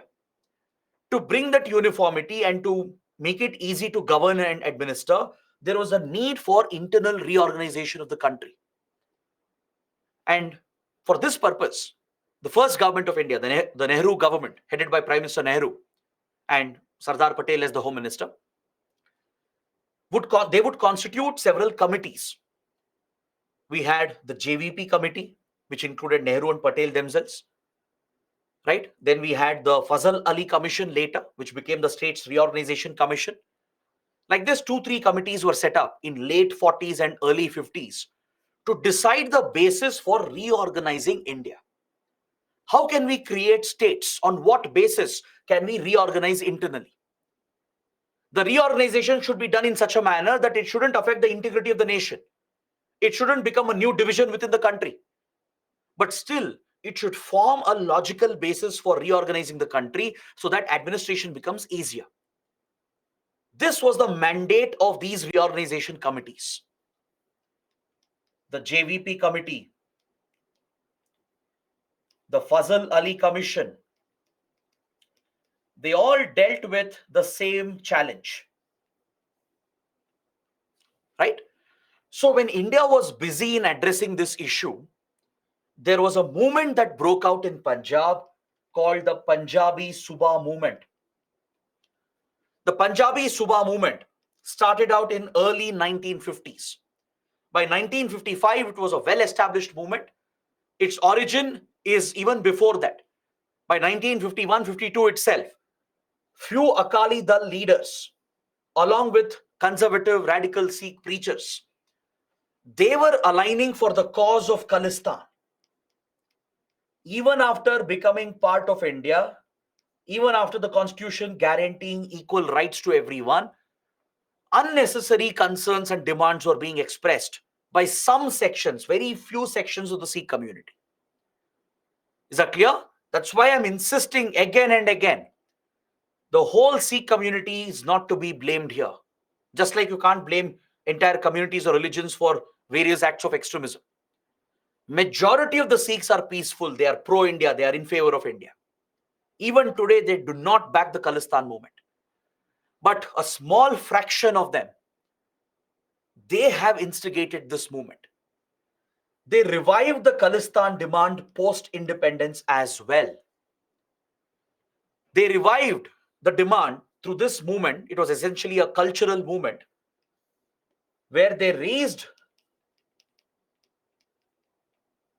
their rights, their demands, and concerns with the government of India. This was again not entirely wrong. There's nothing wrong in a group expressing its demands, its concerns, and asking for rights.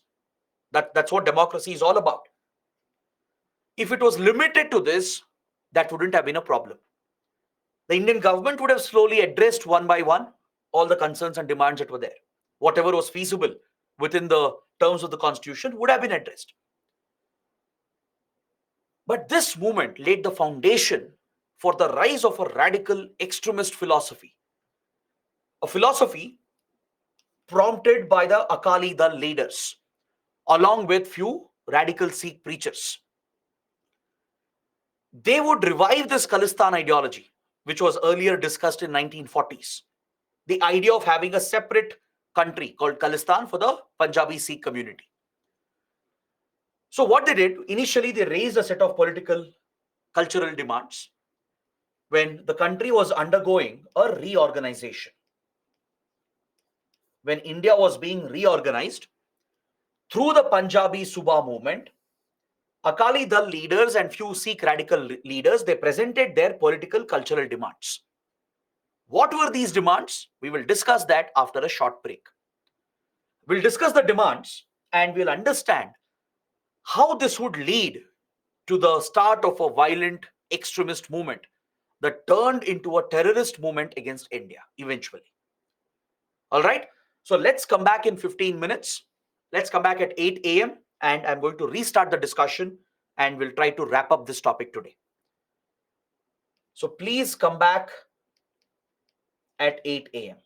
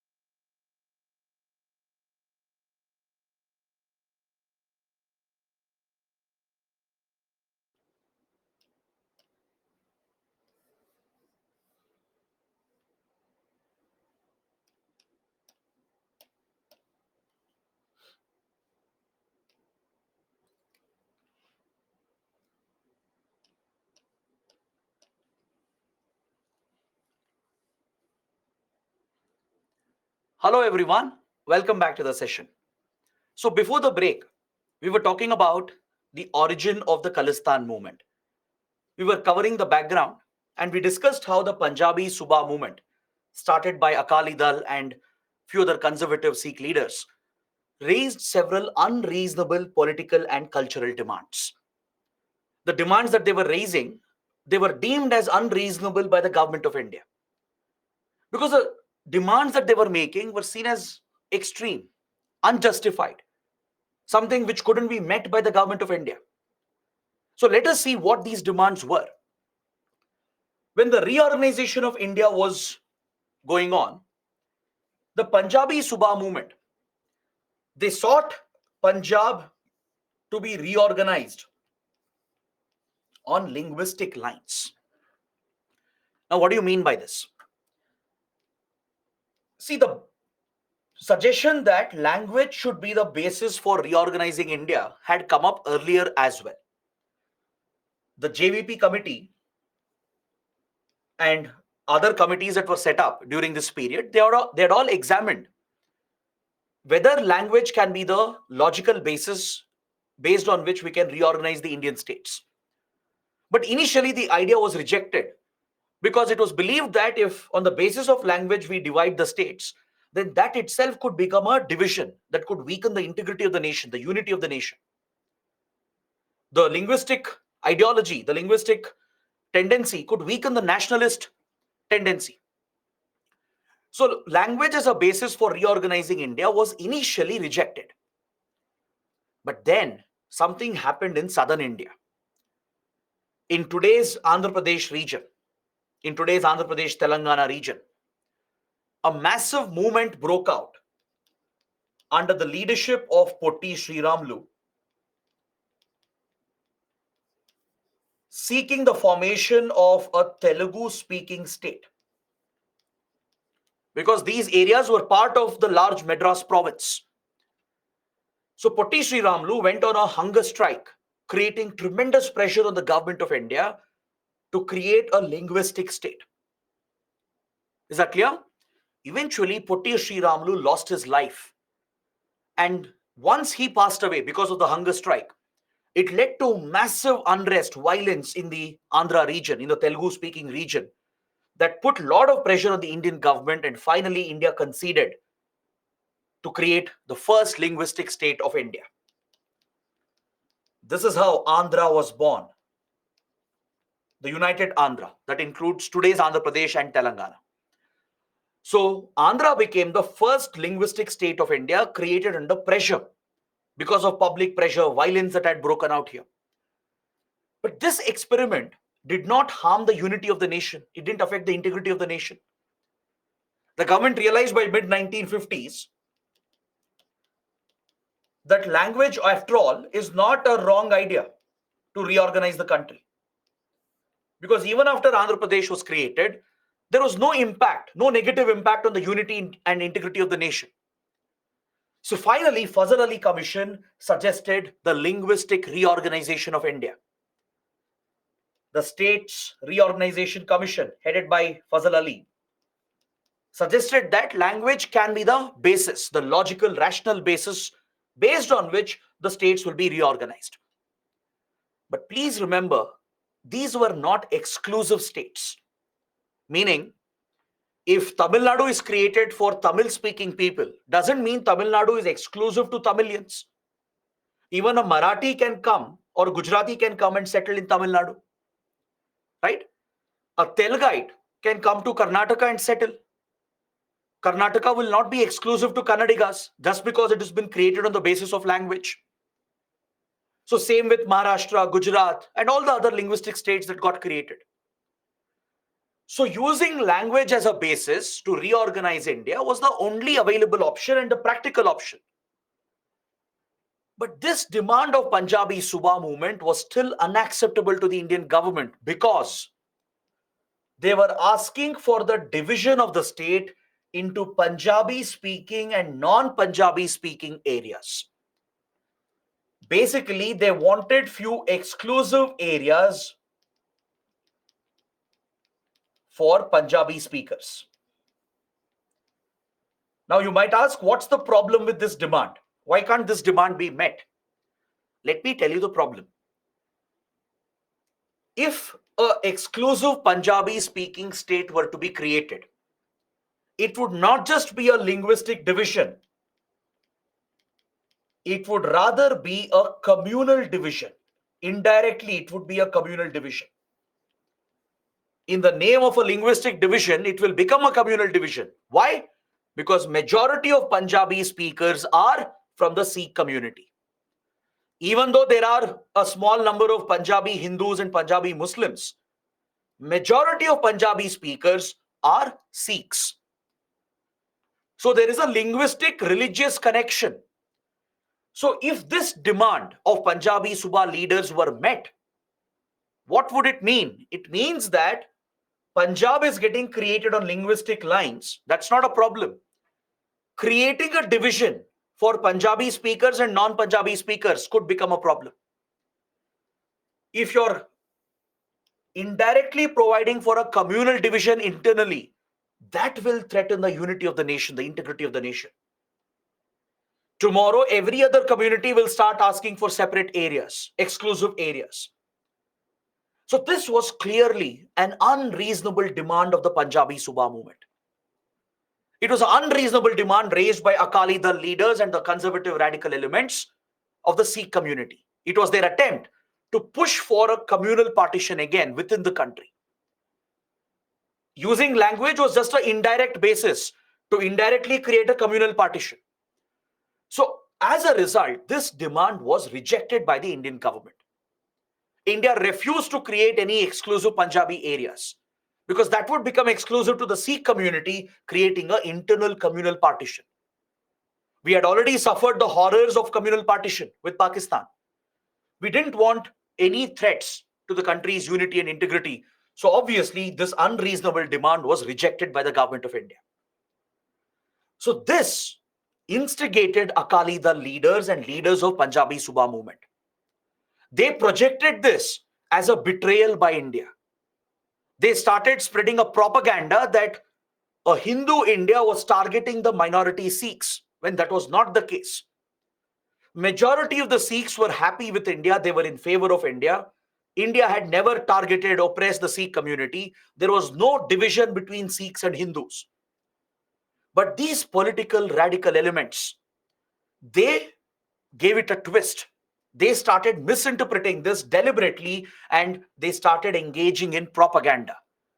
They started projecting every decision of the government of India as a Hindu decision targeting the Sikh minority. All right, this was just one issue. There were a few more issues which came up. When eventually the states were reorganized, the large state of Punjab was trifurcated by the government of India. The Punjab province, as I told you, was a very big province. Before 1947, it included Pakistan's Punjab, India's Punjab as well, and areas of Haryana and Himachal Pradesh. It was such a large province. So with 1947 partition, almost half of Punjab went to Pakistan, right? The other half that was left with India was still a very large state. It included not just today's Punjab, but also Haryana and parts of Himachal Pradesh. So having such a large state was not conducive for administration. So as per the recommendations of Fazal Ali Commission, the State Reorganization Commission, Punjab was trifurcated. The Indian government decided to trifurcate Punjab. This angered Akali Dal leaders. It angered the Punjabi Suba leaders. Why? Because they wanted Punjab to remain united. As these Sikh leaders had linked their Sikh identity with their Punjabi identity, they didn't want the state to be broken. But India had to do it for administrative convenience. See, we have created so many states. Bihar was broken, right? Jharkhand was created. Madhya Pradesh was later broken. Chhattisgarh was created. This is a part and parcel of the governance and the administrative process. You can't have two large states which are difficult to administer. So reorganizing internally is a right provided to the parliament, provided to the government of India. There is an article in the constitution. I'm sure many of you would know which article is it. It provides those exclusive powers to the parliament to reorganize the states, to redraw the boundaries. So Punjabi Suba leaders, they oppose the trifurcation. Their concern might be understandable, but opposing it and building resentment against the state because of this decision was uncalled for. This was unjustified again. So Punjab was broken into today's Punjab, Haryana, and Himachal Pradesh, and this was rejected by the Akali Dal leaders. This became the second point of resentment. If not creating an exclusive communal Punjab was the first point of resentment, the second point of resentment was the trifurcation of Punjab. Then along with it came the third issue, the issue of Chandigarh. Now a capital had to be decided. But due to practical reasons, the government of India had to make Chandigarh a union territory and a joint capital for both Punjab and Haryana. Because the Indian government had no other viable choice. There was no other major city here that could have become the capital for Haryana. Haryana would have no viable capital city. Chandigarh was the only viable option. And as a result, it was made a joint capital, just like Hyderabad was made the joint capital for Telangana and Andhra Pradesh. Right? Now, this also angered the Punjabi Suba leaders. They again held a grudge against the Indian state. Because, see, their political power was being hit. Their political vote bank was getting affected. And that was the driving factor for these elements to breed resentment against the Indian state, to add a communal color to all these policies and decisions. Even though this was not injustice, it was not any targeted oppression of the Sikh community, they started projecting it as that. Is that clear? And then came the fourth issue, the distribution of waters of the Indus Basin. We signed the Indus Water Treaty with Pakistan in 1960. 3 western rivers were largely allocated to Pakistan. 3 eastern rivers largely were allocated to India. These 3 eastern rivers of the Indus are nothing but Ravi, Beas, and Satluj, the lifeline of northwest India. These waters are critical, not just for Punjab, but also for Haryana, for Himachal Pradesh, and the region around it. So obviously, the water has to be equitably distributed between all the states present here. But what did Punjabi Suba and Akali Dal leaders do? They started a propaganda over water sharing as well. They started spreading misinformation that the Hindu-dominated Indian government was not giving water to the Sikh community. This was a necessity to distribute water to all the states here. Yes, Punjab is heavily dependent on these rivers. Similarly, Haryana is also dependent. Himachal Pradesh also depends on them. The whole region of northwest India depends on these waters. How can it be provided exclusively to one particular state? So these practical decisions, administrative governance decisions of the Indian government, they were turned into factors of resentment by the Punjabi Suba leaders, by the Akali Dal leaders and conservative elements. They gave a communal angle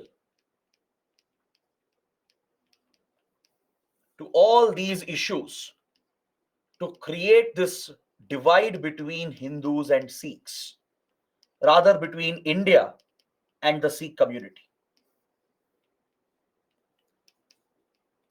Is that clear? Now that is why we say that the Khalistan movement has never been rooted in genuine causes. There are no genuine root causes that exist here. These are all manufactured root causes to serve the political interests of few elements. They have communalized this issue and they gave birth to the radical Khalistan ideology. It was on the basis of these four resentments built through 1950s, 1960s, that these radical leaders started giving a call for a separate state to break Punjab away from India and form a separate country called Khalistan. As you can see clearly, none of the cause is a genuine root cause. They were all unreasonable demands which could not be met by the Indian state. It could not have been met without affecting the unity of the nation, without affecting the integrity of the nation. This was not a policy of discrimination against the Sikh community. Majority of the Sikhs had no issues with these problems. Only few radical elements and political leaders, they had an issue because it was affecting their political base, their political agenda. So driven by this, they communalized these issues one by one, started breeding resentment, building up propaganda, turning this into a communal issue and thereby breeding resentment against the Indian state. It was on this foundation that the Khalistan movement was built in the 60s and 70s. That's why we say that it has never been rooted in genuine causes. There are no genuine demands. See, Naxals, I told you, with regard to Naxalism, there were genuine root causes. There was lack of development, poor administration. There was a negative impact on tribal communities, farmers, peasants, workers. That became a root cause to drive the Naxal movement. So to solve the Naxal movement, we shouldn't just solve it with a security approach, but we should look at the governance issues, the developmental issues as well. But that is not the case here. There has been no genuine root cause. These are manufactured issues by some of the radical elements for their own political agenda. So they twisted the ideology, misinterpreted religion, gave this a communal angle, and turned this into India's biggest security nightmare. Is that clear? So by 1960s, the foundation for Khalistan movement was being laid. Initial foundation was being laid. All right, the violent extremism had not started. It was still not a threat for India. Then something happened in 1970s. In 1970s, some members of the Sikh diaspora in Europe, they started propagating the Khalistan cause. As you know, the Sikh community is very well spread out around the world since the days of the British Empire. Since 1800s, 1900s, Sikh community has moved around the world. They have migrated around the world, from Canada to US to West European countries. In all these regions, the Sikh diaspora is found in very strong numbers, in very large numbers. In Canada, in US, and particularly in Western Europe. This is where the Sikh community had largely migrated in that period. And especially in some European countries, few elements of the diaspora who were linked with Akali Dal and the Punjabi Suba movement, they started propagating the idea of Khalistan in foreign countries. There was one individual, Dr. Jagjit Singh Chauhan.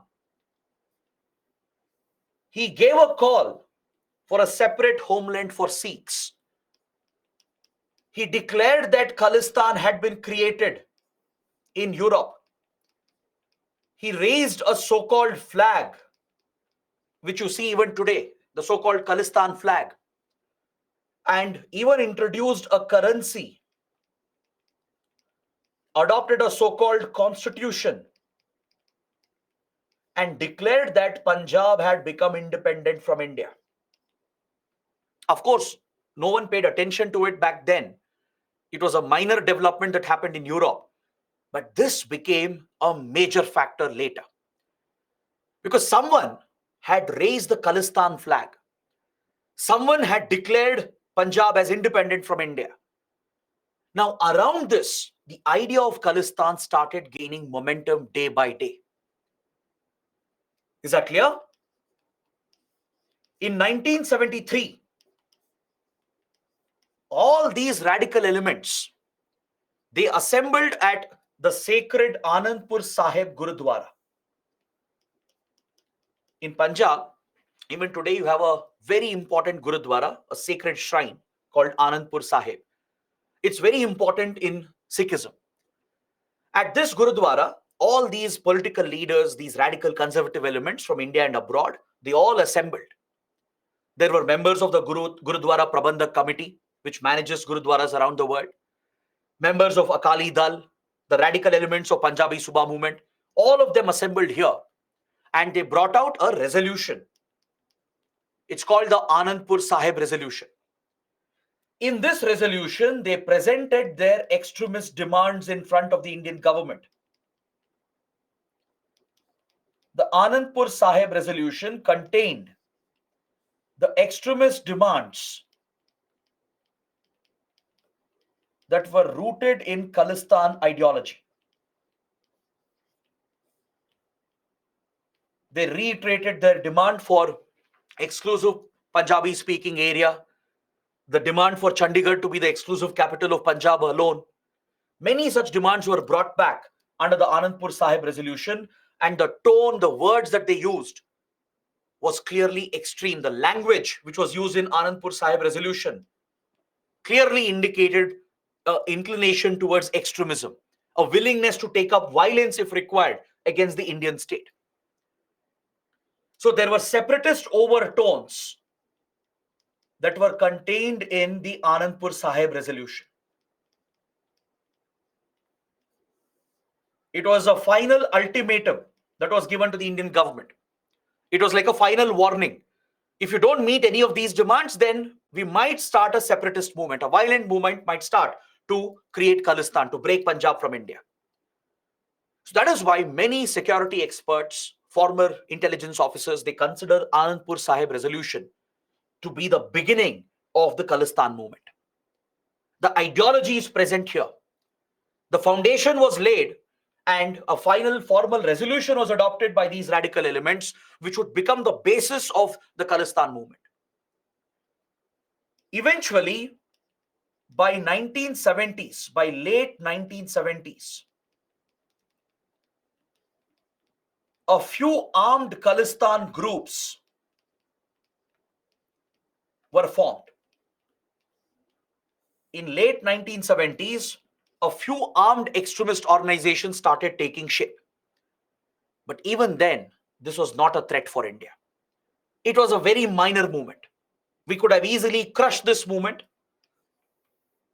We could have tackled this through political methods, through negotiations, talks, better development.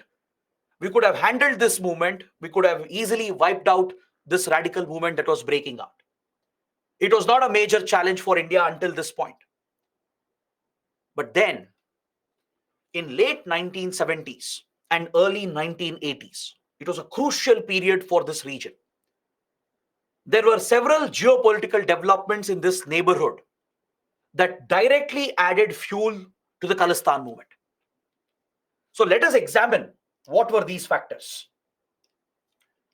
What happened in late 70s and early 80s in this region, and how did this become a trigger for the further rise of the Khalistan movement? That is what we should understand. So in this part of the discussion, I'll be going beyond internal security. I'll be involving elements of international relations as well. Because whatever happened from here onwards clearly had an external angle to it. By mid-70s, can you tell me what was happening in our neighbor Pakistan? I've mentioned this already. Can someone let me know in the comments what was happening in Pakistan at the same time? When these developments were happening in Punjab in mid and late 1970s, what was happening inside Pakistan? Very good. Liberation of Bangladesh had already happened. Bangladesh had been liberated by India. Correct? Now, what happened to Pakistan because of that? Pakistan was humiliated. It was embarrassed. It was Pakistan's biggest loss, biggest defeat. Remember, we discussed this in the last class. Pakistan was craving revenge against India. A top military leadership meeting, including civilian leaders in the Pakistani government, they had adopted a call to bleed India through 1,000 cuts. Basically, they had given a call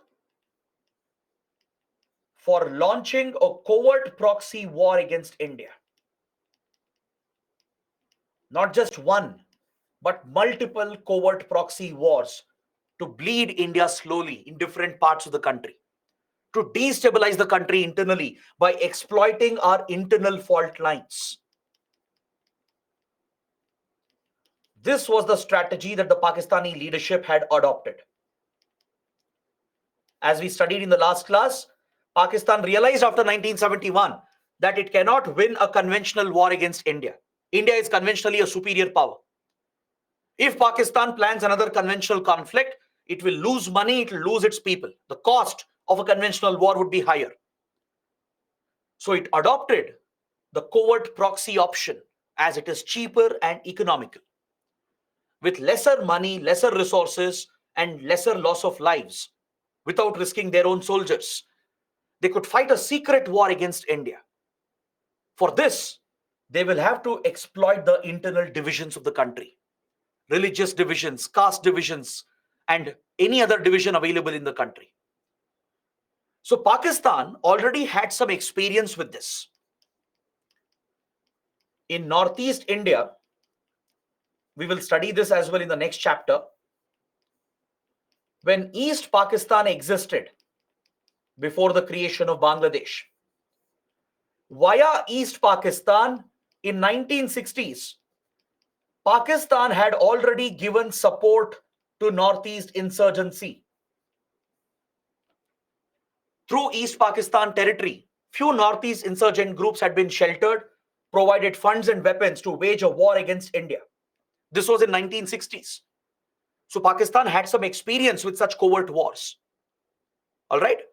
So now, by mid 70s, it had sworn to destabilize India, to hit India hard at multiple locations, exploit every opportunity in India wherever internal divisions are present, exploit that to create resentment, to sponsor violence that could weaken the Indian state. But Pakistan still did not have the expertise, the money, the kind of weapons that are needed to fund a covert proxy war. This would come from another development that happened in Afghanistan. All these events are interrelated, they are interlinked. That's why I'm taking it a little slow so that you can understand, you can catch up. If I rush through it, some of you may not understand. You need to look at the bigger picture. These are not easy, simple topics. These are very complex topics. In Afghanistan, there was something else that was happening, which would be eventually connected to the Khalistan movement. In 1979, the communist government in Afghanistan, which was inclining towards United States during the Cold War, was toppled by the Soviet Union. The Soviet invasion of Afghanistan. Because remember, in the Cold War, US and Soviet Union were fighting against each other. They had a geopolitical rivalry between them going on in every country. If US was pushing democracy everywhere, the Soviet Union was pushing communism to protect its influence. And don't forget, back then Afghanistan was a neighboring country of Soviet Union. Soviet Union was so large, it included all of Central Asia as well. So the Central Asian countries you have today, like Turkmenistan, Uzbekistan, Tajikistan, they were all Soviet republics. So Soviet Union had a direct border with Afghanistan. It was an immediate neighbor. Afghanistan was always pro-Soviet Union. The communist government had been pro-Soviet Union. But American influence had started to increase. Some of the communist leaders in Afghanistan were inclining towards the Americans, and Western influence was increasing. Very similar to what happened in Ukraine recently. So Soviet Union got worried that American influence in its neighborhood is not good for Soviet interests.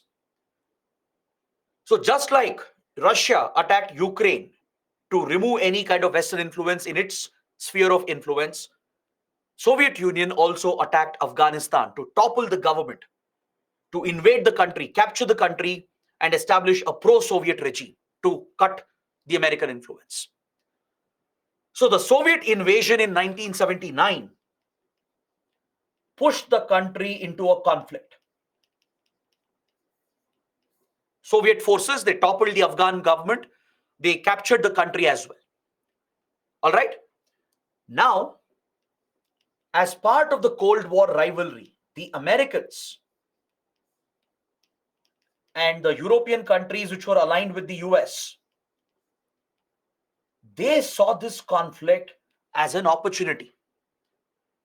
For the Western countries, their goal was to hit Soviet Union, right, in any manner possible.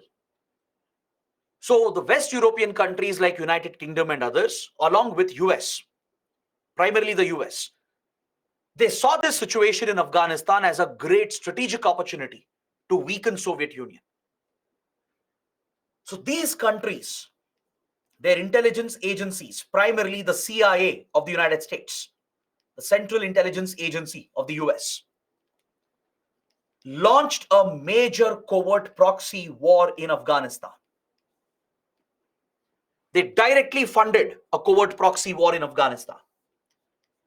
Their strategy was to recruit the local Pashtuns, the local warlords of Afghanistan. In Afghanistan, the major ethnic community found in southern and eastern parts of Afghanistan are the Pashtun community. Some of them are found in Pakistan as well. So Pashtuns, who are the natives of Afghanistan, the major ethnic group of Afghanistan, they've always resisted any kind of outside occupation. Any outside force comes to occupy Afghanistan, they have been eventually defeated by the Pashtuns. So Pashtuns are battle hardened. For centuries, they have been fighting against external powers and they have defeated major powers as well. Pashtuns were the ones who threw out the British. When the British Empire extended its control over Afghanistan, eventually British had to retreat. They were defeated by the Pashtuns who fought against the British. So obviously they wouldn't accept Soviet occupation because these were right-wing conservative Pashtuns aligned with radical Islam. They couldn't accept atheist communism being enforced by Soviet Union. Soviet Union was trying to introduce reforms. In 1960s, 1970s, Afghanistan had become a modern country. In fact, you will not believe if you look at the images of Afghanistan from 1960s and 70s.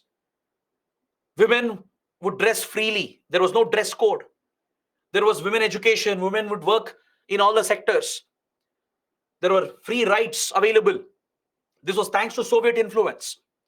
So obviously, the radical conservative Islamic leaders, the Pashtun warlords, they did not like the influence that Soviet Union was bringing. So they had a motivation to fight against the Soviets. They wouldn't like any external occupation. They wouldn't like the liberal reforms that were being introduced here. So the Americans, they tapped this potential. They recruited the Pashtuns, radicalized them further, provided every support they needed, from training to funds to weapons.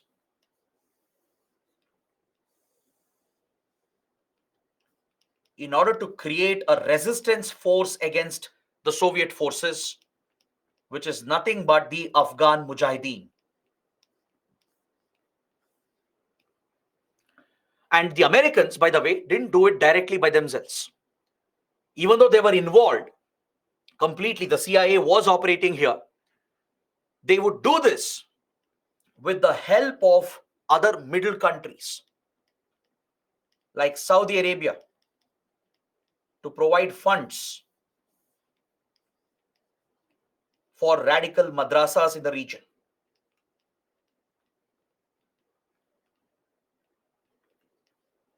Saudi Arabia, which has always projected itself as a leader of the Muslim world, of the Sunni world especially, wouldn't tolerate any modernization in Afghanistan as well. So it wanted radical ideology to spread, and the Americans would work with the Saudis. Saudi Arabia would pump money into Afghanistan and Pakistan to promote the radicalization of the region, to create more radical madrasas, promote radical clerics who would brainwash the youth with radical ideology. They would misinterpret religion for their geopolitical interests. The Americans had a geopolitical interest, Saudis had a geopolitical interest. And who enabled this? Who executed this? It was none other than Pakistan. The deep state of Pakistan, the army and its ISI, the External Intelligence Agency of Pakistan. Pakistan was already an American ally. Pakistan had aligned with Western countries in the Cold War. It was close to UK and US. So the CIA worked very closely with the ISI and the Pakistani army with Saudi funding.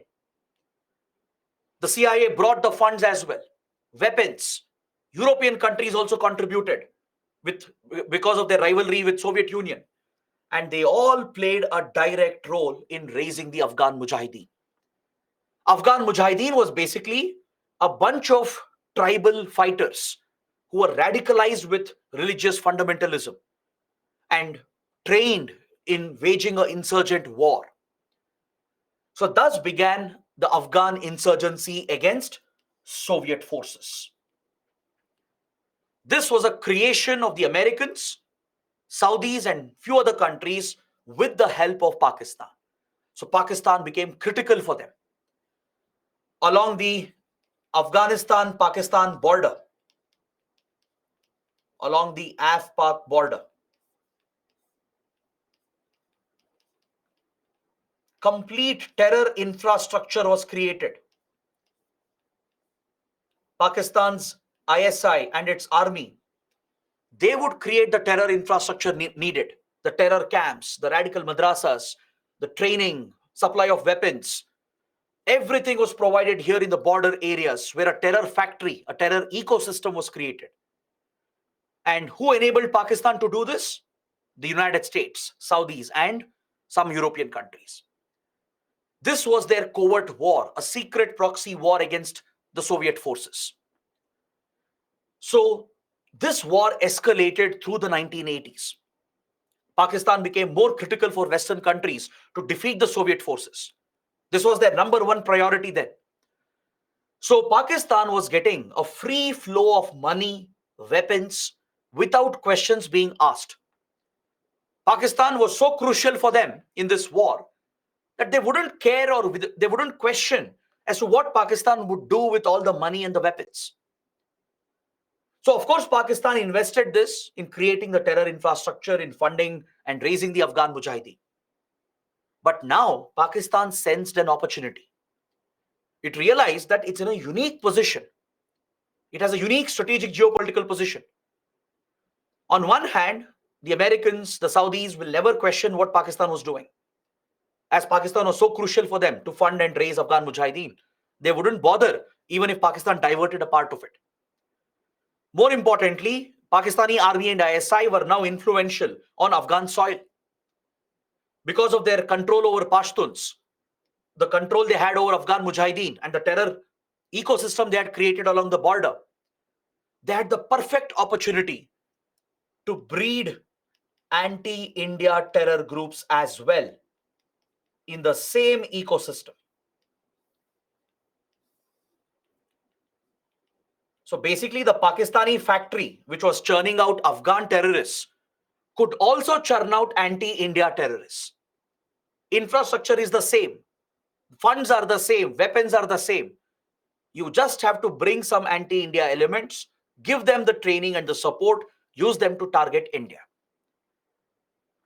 This will achieve Pakistan's objective of bleeding India through 1,000 cuts, of taking revenge against India for 1971. This will help Pakistan to exploit the internal fault lines of India, and there will be no consequences. No global pressure. Americans will not question them. Europeans will not question them. Saudis will not question them. Nobody will act against Pakistan. Pakistan was free to do what it wanted. Now, the ISI was learning the tricks of covert warfare with the CIA, right? So it was just a matter of convenience to divert the same funds and weapons coming from the West, coming from Saudi Arabia, divert this to raise anti-India terror groups. All right? Now, let me tell you that in Afghanistan, drug production had already picked up by 1980s. It had become the opium hub of the world. The Pashtun warlords, they controlled large territories where opium was being cultivated, and there were many organized criminal cartels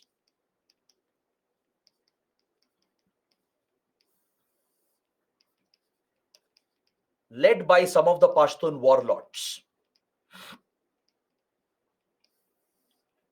And they were in collusion with the ISI. So ISI had a hold on the opium production of Afghanistan. As Pakistan was playing a direct role in backing the Pashtuns and their resistance against Soviet forces, it had gained a hold on the drug production and drug trafficking business that existed here, the criminal business that existed. So what did Pakistan do here? It diverted the drugs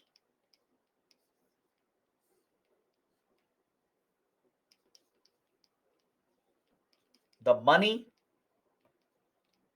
and the weapons towards Punjab to directly fuel the Khalistan movement. This is the direct Pakistani involvement in backing and aiding the Khalistan movement. Or else in late 70s, early 80s, India would have crushed this movement if it was just an internal movement. Such internal resistance cannot survive in front of the powerful Indian state. Right? That's why I told you, initially it was a minor threat. Even in 1978, 79, it was still a minor threat. India could have dealt with it. Once Pakistani support kicked in from 1979, 1980, and throughout 1980s, this is where we saw the escalation in the conflict. In the late 70s and early 80s, there was extensive Pakistani involvement in backing the Khalistan movement. These Khalistani extremist leaders and the various Khalistani terror groups that were taking shape in Punjab, they all found a safe haven. They found a safe sanctuary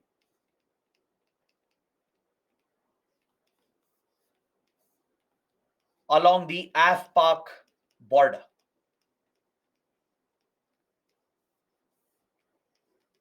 Is that clear? It's very, very important to understand this interconnection.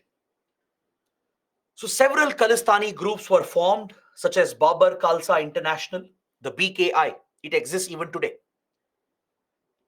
Khalistan Tiger Force, which has been in the news recently.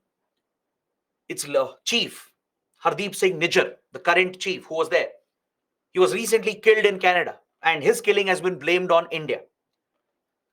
Many other groups like Khalistan Commando Force, Khalistan Zindabad Force.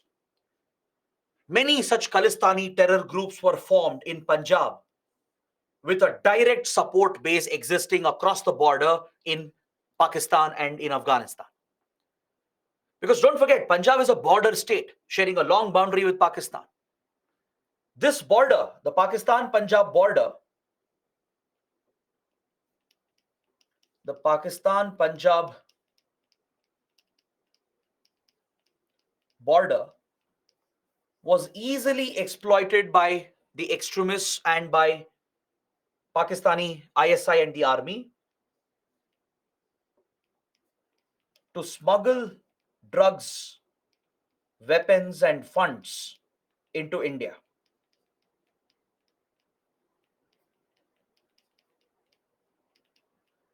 So this is what fueled the movement in the initial years. Direct state support to these non-state actors.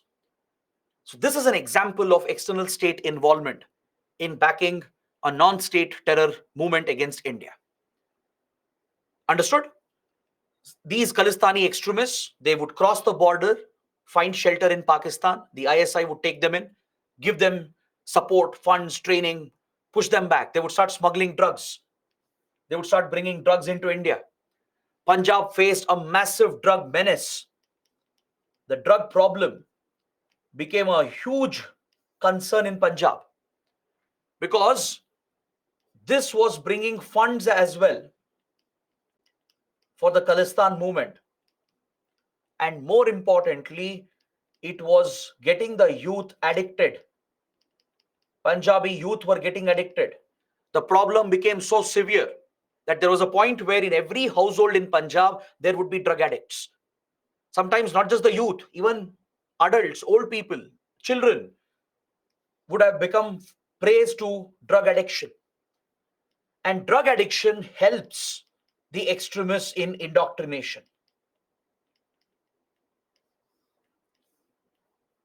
So Udta Punjab is not just a movie, it was a reality at one point.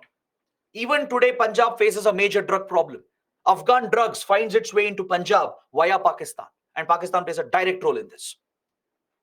Understood? It is this state support from Pakistan which enabled the movement, turned this into a major terrorist movement against India, and we started witnessing major attacks in Punjab.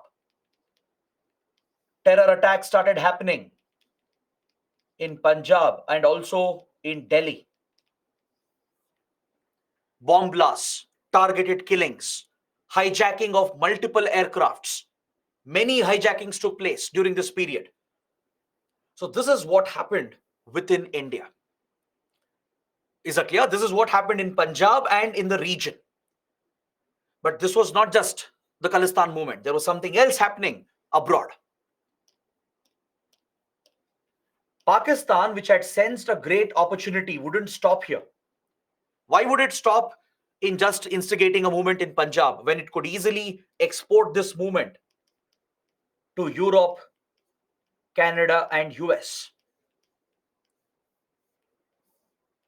With the help of Khalistan sympathizers in the diaspora, the movement was spread to Western countries.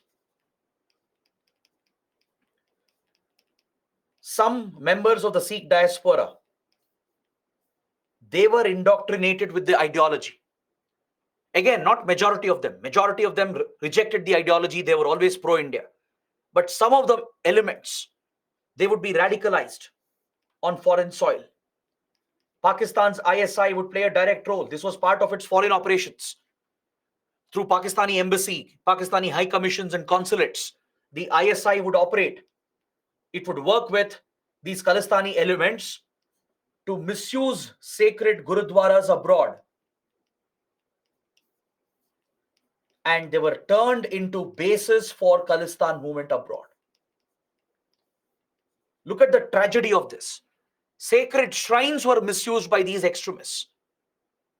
Look at how they misinterpret faith. When majority of them don't support, don't believe in their ideology, they still take their own ownership of the faith, misinterpret religion, and misuse sacred places as well. So with the help of Pakistan, even in foreign countries, in United Kingdom, in France, Germany, Belgium, in Italy later, Canada, US, across these Western countries, Gurudwaras would become the base, the hub of Khalistan activities. Indian officers would be banned from entering Gurudwaras.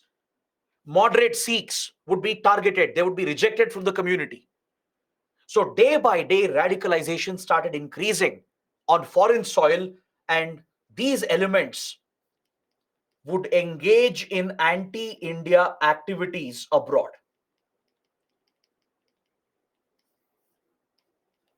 So they would plan rallies, protests, mainly to bring international pressure on India, to mobilize international support for the so-called Khalistan movement, and to create the diplomatic pressure on India. They would also carry out attacks against the Indian missions and Indian diplomats. Indian missions abroad and the Indian diplomats stationed abroad, they came under threat. Their movement would be curbed. As I told you, they weren't allowed to enter the Gurudwaras. All right? The Indian embassies, high commissions, consulates would be targeted. Rallies would be held deliberately in front of them. So many such activities started happening in the 1980s, targeting Indian interests abroad. So this is how the Khalistan movement rose to prominence and became a major challenge for India. But this was just the beginning.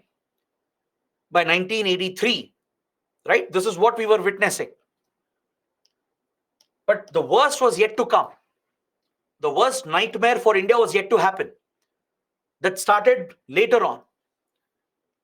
A very controversial figure called Jarnail Singh Bhindranwale would enter Punjab's politics in early 1980s. Some of you would have heard about him. Jarnail Singh Bhindranwale was a preacher, essentially a Sikh cleric.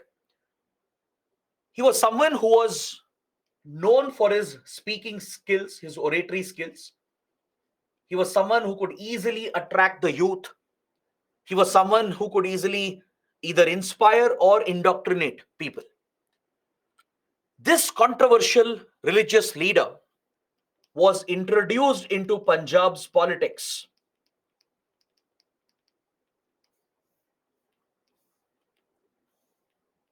He was introduced into Punjab's politics in the early 80s. Now here, there exists a conspiracy theory, a very controversial allegation exists here. It is alleged that Bhindranwale was introduced into Punjab's politics by the Congress and by the then Prime Minister, Indira Gandhi. This is an allegation that exists. At that point, the Congress party was in power. Indira Gandhi was a Prime Minister by 1983. Now, obviously, you would ask, why would the Prime Minister, why would the Indian government allow this to happen? Why would a controversial figure be introduced? There are two ways of looking at it. As I told you, we'll remain politically unbiased. We'll be unbiased with regard to religious discussions as well. So there are two arguments here. Some say that this was part of an intelligence operation led by IB, which was approved by the Prime Minister to break the political support for Akali Dal. This was in national interest. Right? That is one argument. Although it appears to be political, it was done largely in national interest as part of an intelligence operation. An operation approved by the Prime Minister to interfere in Punjab's state politics. Because Akali Dal was the one which was feeding the support for Khalistan movement. If we had to break the Khalistan movement internally without engaging in violence, this was one of the political strategies, political options available. You create a new popular leader who can pull the Sikh community to his side, corner all the votes. Automatically, it will bring down Akali Dal. It will lead to the defeat of Akali Dal. It will lose out. Support for Khalistan will also die out. That was one strategy. That was one argument. Others say that this was done only for vote bank politics. They criticize Prime Minister Indira Gandhi and the Congress party at that point that they introduced Jarnail Singh Bhindranwale, gave him backing as well, not just to fight Khalistan movement, but to win votes for the Congress party. Because in the state, Akali Dal was extremely popular. Congress was not able to make political inroads into the state. So the criticism is that it was designed to help the Congress politically, right? But many experts, former officers, they point out that this was a dual strategy. This is how politics works. And this is how national interest can also be protected. Because sometimes policies can be very realistic. Former officers have said that this was a strategy of hitting two birds with one stone. Obviously, any party will be motivated by political interests. At the same time, the government, the prime minister will be motivated by national interests, security interests. So why not hit both the birds with one stone? The idea, the strategy here was to introduce such a figure, a popular but controversial figure who could pull political support, weaken Akali Dal, which will weaken Khalistan movement as well, while benefiting the Congress. Right? This was the strategy. But whatever the motivation, let's not get into it. Let's not be the judge of this. This strategy backfired on India. This strategy backfired because Jarnail Singh Bhindranwale himself became the top leader of Khalistan movement within months. He himself got taken away by Khalistan ideology. He got consumed by the Khalistani ideology. He emerged as its biggest advocate.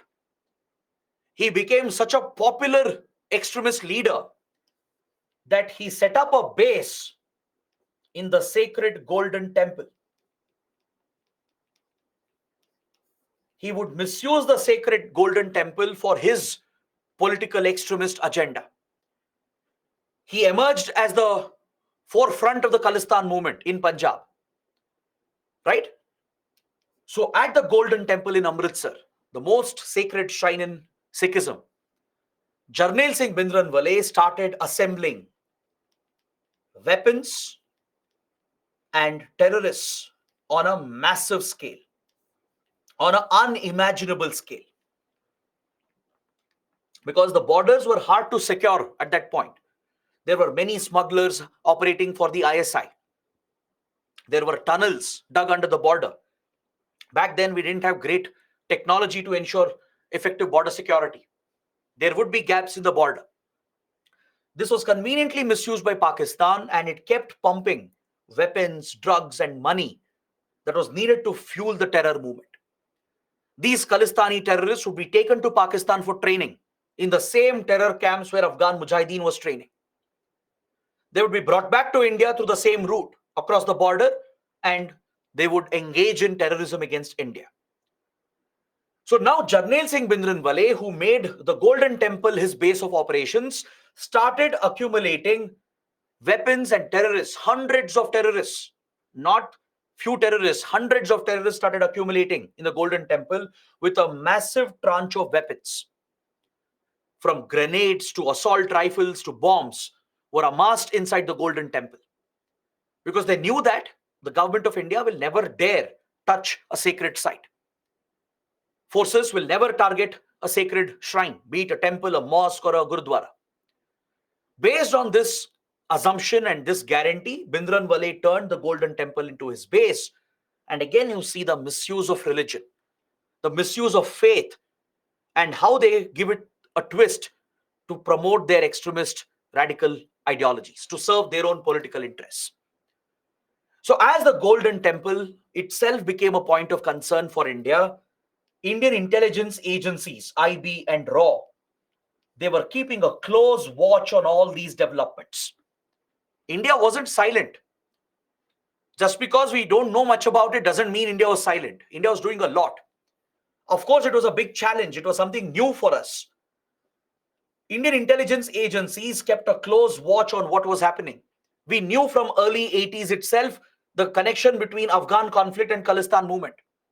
We knew what ISI was doing, how it was smuggling drugs from Afghanistan to Punjab, diverting weapons and funds given by US, Saudi and other countries and diverting it into the hands of Khalistan terrorists. We gave evidence as well to Western countries, but none of them acted. Why? Because India was on the other side of the Cold War. We had aligned with Soviet Union. Americans saw India as a threat. They were hostile to India. They didn't care about India. Pakistan could do anything because Pakistan was their close friend. That is how geopolitics existed back then. So India knew what was happening. We knew Pakistani state support, the extent of support given by ISI, how Khalistani terrorists were linked with the terror infrastructure present along the Af-Pak border. Right? So Indian agencies kept a close watch on these developments, And we saw that the Golden Temple was being turned into a terror base by Jarnail Singh Bhindranwale and his followers. So obviously, we reached a point where India had to do something. There was no point in sitting idle. There was no way that this could be ignored. So at this point, there was a very difficult decision that was to be taken by the Prime Minister, whether to attack Bhindranwale and his followers or not. Because see, you have to think about the consequences. Yes, logically speaking, India should mount an attack, clear the temple of these terrorists. They are a threat to the country. But how will the attack be perceived? It could be easily seen as an attack on the Sikh community. It could actually create a divide between Sikhs and the rest of India. Right? It could help the terrorists to further their propaganda. Tomorrow they will say that, look, a Hindu India has attacked our most sacred place. And they could drive recruitment into their terror groups, radicalize more Sikh youth, and use this to fight the war against India. So the Prime Minister was mindful of all the possibilities. But eventually, the situation got so serious that there was no other option left. India waited. There were several weeks of delay. It was not a delay because of indecisiveness. It was because we knew what will happen if India acts. We knew what will happen if security forces are sent, if commandos are sent to hit the terrorists. Because there were hundreds of them who were very well armed. But eventually, the situation became so serious that India had to strike the terrorists. And a very controversial military operation was authorized by Prime Minister Indira Gandhi. It's called Operation Blue Star. Under Operation Blue Star, the Indian Army and its special forces were mobilized. The para commandos, the para special forces were brought in, along with the regulars of the Indian Army with support from other paramilitary forces, including Punjab Police. And a major operation was launched to target Bhindranwale. The mission was kill or capture. Try to capture the terrorists, including Bhindranwale if possible. If not, eliminate them. So this operation wouldn't go as planned, obviously, because this was one of our first experience with urban warfare. Fighting an anti-terrorist war or leading an anti-terrorist operation in a densely populated city, that too in a building, is never an easy task. At that point, we didn't have enough experience. We didn't have specialized forces like NSG. NSG was raised after this. Because of the lessons learned here, that is when we realized the need for special forces like NSG. Even though Indian Army had a degree of specialization, it wasn't enough, because Indian Army, the para SF, were meant for external enemies to fight wars on the borders and beyond, not inside cities, not inside the country. So this operation lasted for almost 1 week. Eventually, Indian Army used massive force. Hundreds of terrorists were killed, including hundreds of civilians, because the terrorists were using the civilians as human shield. That was the reason why they used the Golden Temple to hide. Right? It was a shield for them. They knew if an operation takes place, civilians will get killed, the temple will get damaged, which will create resentment against India. They could easily project this as an attack by Hindu India against minority Sikhs. But the options for India were very difficult. The choices had to be made. Operation Blue Star was a necessity. These terrorists had to be flushed out and Bhindranwale had to be eliminated. So this operation, led by the Indian Army, had a very disastrous outcome. There were many Indian Army soldiers who were killed as well. The casualty rate was very high. But hundreds of terrorists were killed. Many were arrested. Bhindranwale himself was killed. He was finally taken out. But the tragedy was civilians lost their lives, hundreds of civilians. And more importantly, there was damage to the Harmandir Sahib complex. Obviously, when heavy fire is opened, right, the building also will suffer damage. And to the surprise of Indian forces, these terrorists even had RPG grenades, rocket propelled grenades.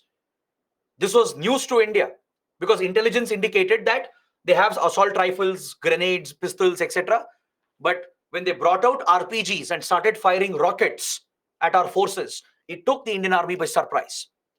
It took almost a week to flush out these terrorists from the Golden Temple, and by the time normalcy was restored, hundreds of civilians, along with hundreds of terrorists, were killed with significant damage to the Harmandir Sahib complex.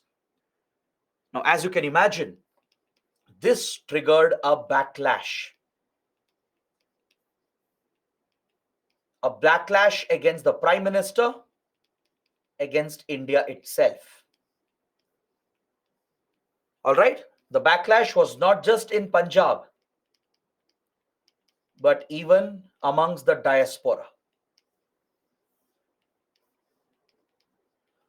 Not everyone saw this as an attack against their faith, but many people, a larger number of people in the Sikh community, saw this as an attack by a Hindu India against the Sikh community. That is how these radicals projected this. The leaders, the extremists who were there, they started their usual propaganda.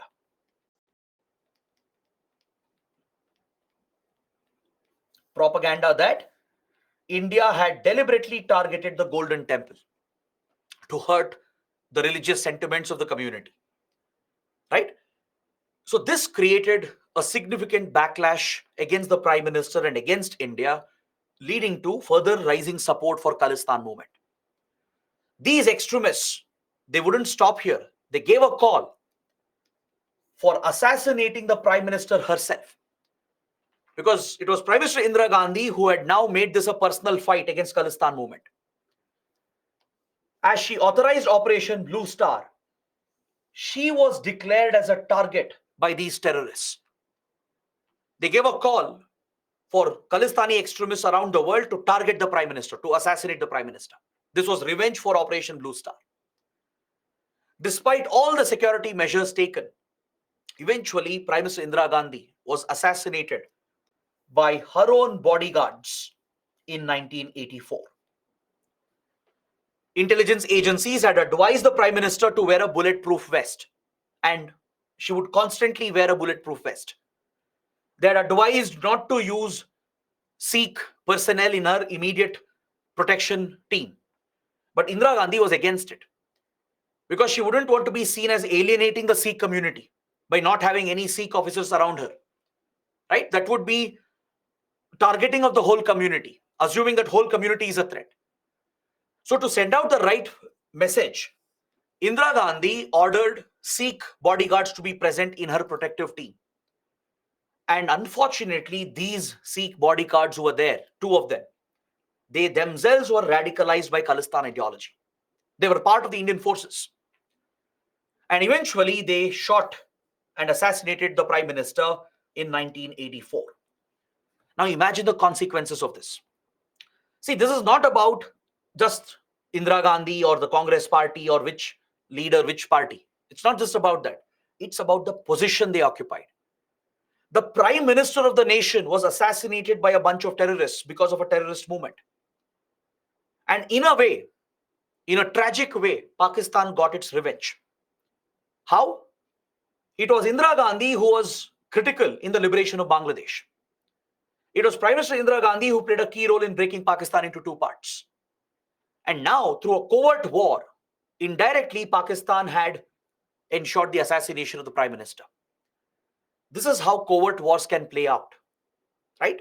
1971 war didn't end in 1971. It had a long-lasting impact. The terrorism we face even today, right? It's largely an outcome of 1971 because that is what gave motivation to Pakistan to continue this war against India. So when the Prime Minister was assassinated, this was a massive security failure, a massive intelligence failure. You cannot have a sitting PM being assassinated by a bunch of terrorists. And that too, not because of the decisions they take as part of their role.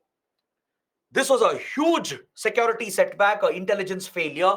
It dealt a shock to India's security establishment. But what happened after this was even more tragic, even more unfortunate. members of the ruling party would be directly involved in the massive anti-Sikh riots that broke out following the assassination of the Prime Minister. This was one of India's most shameful events in post-independent history. It's on par with demolition of Babri Masjid, the Hindu-Muslim riots that followed that, the Godhra riots. These are some of most shameful events of Indian history, right? These communal events, they've all furthered extremism and terrorism, and it has enabled the enemy. Just like demolition of Babri Masjid, rise of radical Hindutva and the Hindu-Muslim riots of 92, 93, and the Godhra incident, the train burning incident by Islamic radicals, followed by Godhra riots of 2001. These events directly added fuel for rise of terrorism in India because Pakistan capitalized on the new divisions that were coming up. Similarly, the anti-Sikh riots. 3,000 plus innocent Sikhs were slaughtered by those who were angry with regard to assassination of Prime Minister Indira Gandhi. Several mobs, especially in Delhi, they targeted entire Sikh colonies. Because in Delhi, you have Karol Bagh, Rajendra Nagar, and many other colonies. These were all refugee colonies from 1947. That's where you find a big concentration of the Sikh community. So here, targeted violence was unleashed against the community, and many mobs were led by the party members, and the police failed to act. In a way, this was state-sponsored or at least state-encouraged violence. This brutal act led to the killing of thousands of innocent Sikhs in the country, in Delhi, across the country as well, in Punjab, right? The Sikh community felt threatened for the first time. This was a genuine threat to them. This was targeted communal violence against them. So this incident would further add fuel to the Khalistan movement. This was the major trigger. Not even Operation Blue Star, because Operation Blue Star instigated a few people. But anti-Sikh riots that happened, right? It instigated majority of the Sikh community in India and abroad. So this became the fuel that further aggravated the Khalistan movement against India. And the unfortunate thing is that even today, justice has not been done to the victims of the anti-Sikh riots. Many of the culprits who were involved, they've gone free without punishment. Many of the victims have not even been properly compensated. They are still fighting cases. So this gross injustice that happened to the Sikh community, to the innocent Sikhs, became a rallying point for these extremists. That is how extremists misuse these issues. The same would happen later with Hindu-Muslim riots that would follow, right? And who benefits from this? Pakistan, terror groups. They exploit these divisions to create more resentment, to build hatred, to promote radicalization and increase recruitment to wage a war against the country. So these events have had a massive impact on the rise of Khalistan movement. So all these terror groups that I was mentioning, the BKI, Khalistan Liberation Force, Khalistan Commando Force, the International Sikh Youth Federation that was formed by the diaspora, and few other organizations, they would escalate this movement, leading to a major threat for India. This was a multi-pronged threat. The threat was not just in Punjab. The threat was coming from across the border. So ensuring border security was crucial. Tackling the movement within Punjab was important. There was support coming from Pakistan-Afghanistan belt. Cutting that external support was critical. There was support in the Sikh diaspora in Western countries. Ending that support was important. And Western countries were tolerating it. Western governments, which weren't close to India back then, right, which were even hostile to India at that point, they tolerated these groups. They allowed Gurudwaras to be used for Khalistani activities against India. They didn't act against them. So this was a multi-pronged threat a challenge at multiple levels, a domestic challenge in Punjab, a border security challenge, external challenge from Pakistan, external challenge from the diaspora, and external challenge from the Western governments. So that is why I told you that by mid 1980s, Khalistan movement became India's biggest security nightmare. Things had gotten out of control. Following anti-Sikh riots, the movement increased further. There were repeated attacks happening. Punjab ministers were assassinated. Police stations were being targeted. As I told you, hijackings also took place. There were few incidents in Delhi. So it appeared as if the movement would further scale up, and there was a possibility where Punjab might even break away from India. But something dramatic would begin from here onwards, from 1985. From 1985 to 1995. In a span of one decade, India successfully crushed the movement. See, I'm using the words very carefully to actually depict what happened. We indeed crushed the movement because we did use massive force. There was unique strategies and tactics adopted by the Indian government, by Indian leaders, by Indian intelligence agencies, police forces, security forces, even by the foreign ministry. It was a well-calibrated approach by India following this, which ensured the success of India against Khalistan movement. Or else, how could you defeat such a strong movement within one decade? In 1985, this was our biggest threat, a raging threat against India. Within a decade, less than a decade, the movement is dead. Didn't even exist by 95, 94. So if such a big success could be achieved, then obviously something must have been done by India. So that is what we should understand next. What was India's approach? What was India's response? How did India fight the Khalistan movement? What was the approach of the next Prime Minister Rajiv Gandhi? The subsequent governments, what did they do? What action did we take in Punjab? At the border, what did we do with Pakistan? What did we do with the diaspora? How about the Western governments? Right? That is something we'll study in the next class. And then we will discuss the current issues. These are the last two topics left. So in the next class tomorrow, we will discuss India's counter response. How did we bring down the Khalistan movement? And then we will discuss the revival, the attempted revivals going on since 2010. So what developments have happened in the recent years? What's happening in Canada and US? What is India doing again? What has happened in Punjab recently? So all of this we will study tomorrow. We'll wrap up this topic and then we will look at Kashmir tomorrow. So we'll finish the Khalistan movement and then we'll take up the Kashmir issue. All right. So I think for today, this should be enough. If you have any questions, any doubts, please let me know. I'll take up all the questions and then we can close the class for today.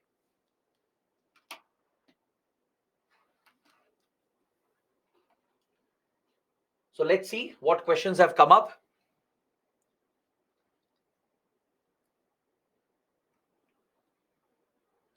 Hemant is asking, sir, what's the difference between insurrection and public protests?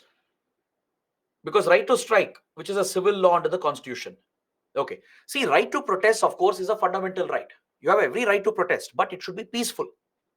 Correct? And peaceful protests can also be banned by the government. Please understand, your right to strike, your right to protest is not absolute. It comes with reasonable restrictions. If the government, if the police feel there is a threat to law and order, there could be violence, they can ban peaceful protests and peaceful assemblies as well. So if a group of protesters violate those orders, then that becomes an insurrection. Is that clear? See, tomorrow I might assemble a group of 100 people to raise demand for a particular issue. Even if we are protesting peacefully, let's say it's a peaceful protest, we're just sitting in front of a monument, we are raising our voice and submitting a memorandum to the government. If the police feel that this assembly is a threat and if they have clamped down prohibitory orders under section 144, right, it means the state has the power to curb the right to assembly and right to protest. They can. Article 19 is not absolute. But if we still violate that, if we still violate the prohibitory order and assemble, even if it is peaceful, even if you don't resort to violence, The police can arrest you because they see that as an act of insurrection, meaning you're breaking the law, you're disobeying the authority, you're not respecting the orders. Understood?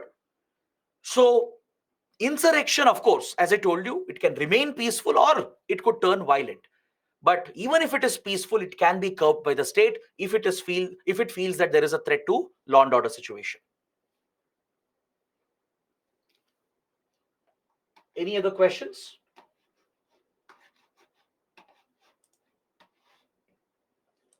SMEs, please push more questions into the dismiss section. Ocean is asking, what is Arab Spring movement? The Arab Spring was a pro-democracy movement that broke out in North Africa and West Asia in 2010, 2011. In Egypt, in Tunisia. It started in Tunisia, which is a North African country, and then spread to Egypt, Libya, Syria, and many other countries in the region. Because all the dictatorships present here, they were challenged by a pro-democracy movement. So this is called the Arab Spring movement.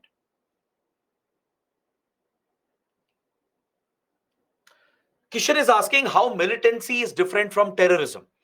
See, militancy is more of a neutral term used by the media. Media outlets which are careful about labeling a group as a terror group or an insurgent group, they usually call those groups as armed groups, rebel groups, or militant groups. Militancy is closely associated with insurgency. You can say both are little equivalent of each other. So media outlets, even think tanks and other governments, they're careful about calling a group as a terrorist group. So instead of calling them as a terrorist group, right, if they haven't notified that group as a terrorist group, they often refer to them as armed groups, extremist groups, rebel groups, or even militant groups or militant organizations. So if you're looking for a comparison, militancy compares with insurgency, which is a slightly lower form of extremism compared to terrorism. Because using the word terrorism is a very big thing. That is the most extreme form of extremism. That is the most brutal, worst form of extremism. So not everyone will agree with designating a group as a terrorist group. So those who are looking to take a more balanced, neutral position, they will refer to certain violent groups as armed organizations, rebel groups, or even as militant groups or militant organizations.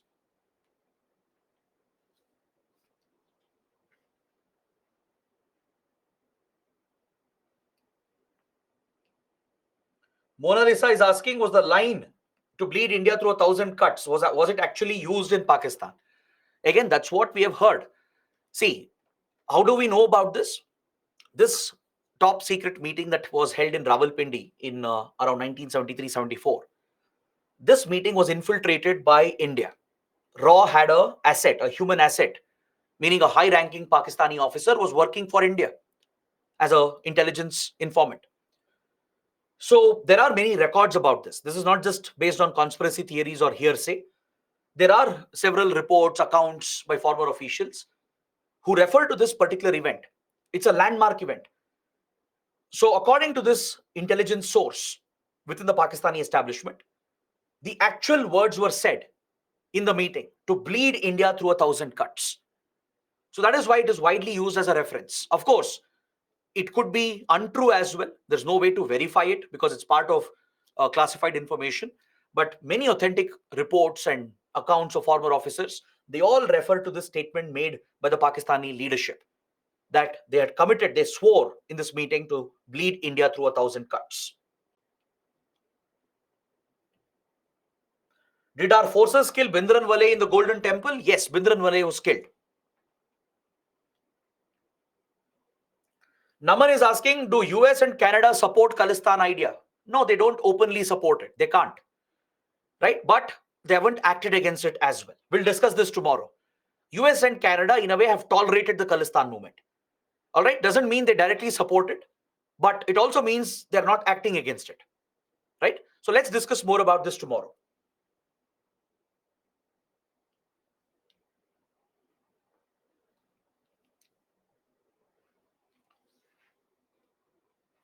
Purva is asking how Operation Blue Star brought changes in Khalistan movement. As I told you, Operation Blue Star hurt the religious sentiments of several Sikh community members.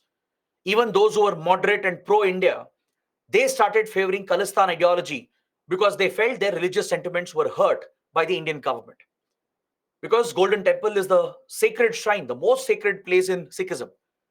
So as Indian forces attacked, the attack was on the terrorists, not on the temple, not on the faith. But that is how it was interpreted. So Operation Blue Star did contribute to more support for Khalistan movement. All right, but the real increase in support came after anti-Sikh riots. After Prime Minister Indira Gandhi was assassinated as a result of Operation Blue Star, the anti-Sikh riots that followed, right, that became the biggest trigger to give more support to Khalistan movement. Pranav is asking, can we describe any similarities between terrorism and insurgency? One similarity is their likeliness to use violence, right? That is something that is common between terrorists and insurgents. They both rely on violent methods. Let me see if there are any other questions. What is SIMI? SIMI is a radical outfit notified as a terrorist organization by the Indian government. It stands for Students Islamic Movement of India. It was like a non-government organization, like a NGO at one point. But following large-scale communalization in India in the 1990s, the SIMI turned towards extremism. Several members of SIMI, the younger generation, who are affected by the Hindu-Muslim riots following the Babri Masjid demolition, they inclined towards radicalism and started a new wave of terrorism against India. So SIMI has been banned in India. It's banned as a terrorist organization under UAPA. Satish is asking, covert proxy war and covert war difference. There is no difference. Both are same. Covert means secret. Proxy means you're using a third party or using a non-state actor to wage your war. So covert war, covert proxy war, they both mean the same.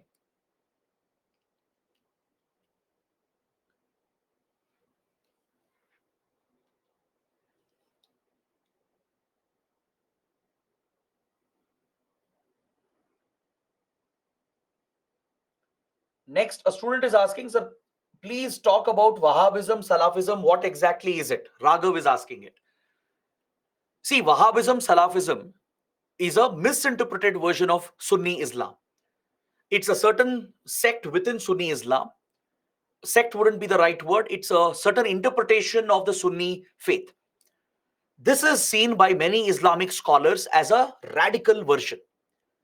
Islamic scholars, Islamic clerics themselves dismiss Wahhabism and Salafism because Wahhabism, Salafism is built on a very radical conservative ideology that breeds hatred and even promotes violence against the non-believers.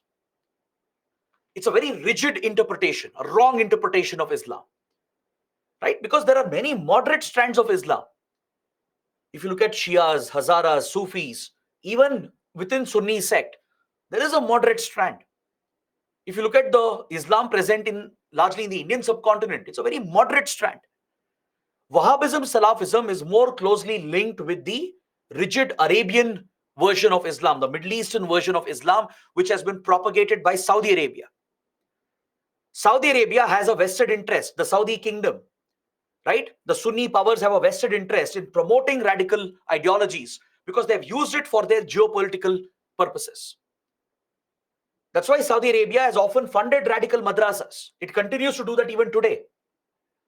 So Wahhabism, Salafism is a radical version of misinterpreted Islam, which has become the main ideology that motivates various terrorist organizations. The jihadist philosophy comes from there. The idea to target the non-believers, kafirs or infidels, someone who doesn't believe in their faith, in their ideology, that violence, that extremism comes from Wahhabism and Salafism, right?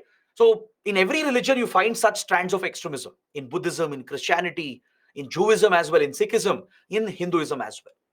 Of course, you can't compare them. That would be wrong as well because it's apples and oranges.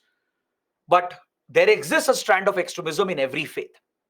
In the case of Islam, it is Wahhabism and Salafism. It is dismissed by moderate Muslims. They don't follow this idea. They don't believe this. Islamic clerics, they dismiss this radical ideology. But some vested interests around the world have propagated this, which has become the fundamental ideology for many terrorist groups, from Islamic State to Al Qaeda to all the anti India terror groups. Their ideology is largely rooted in Wahhabist Salafist principles.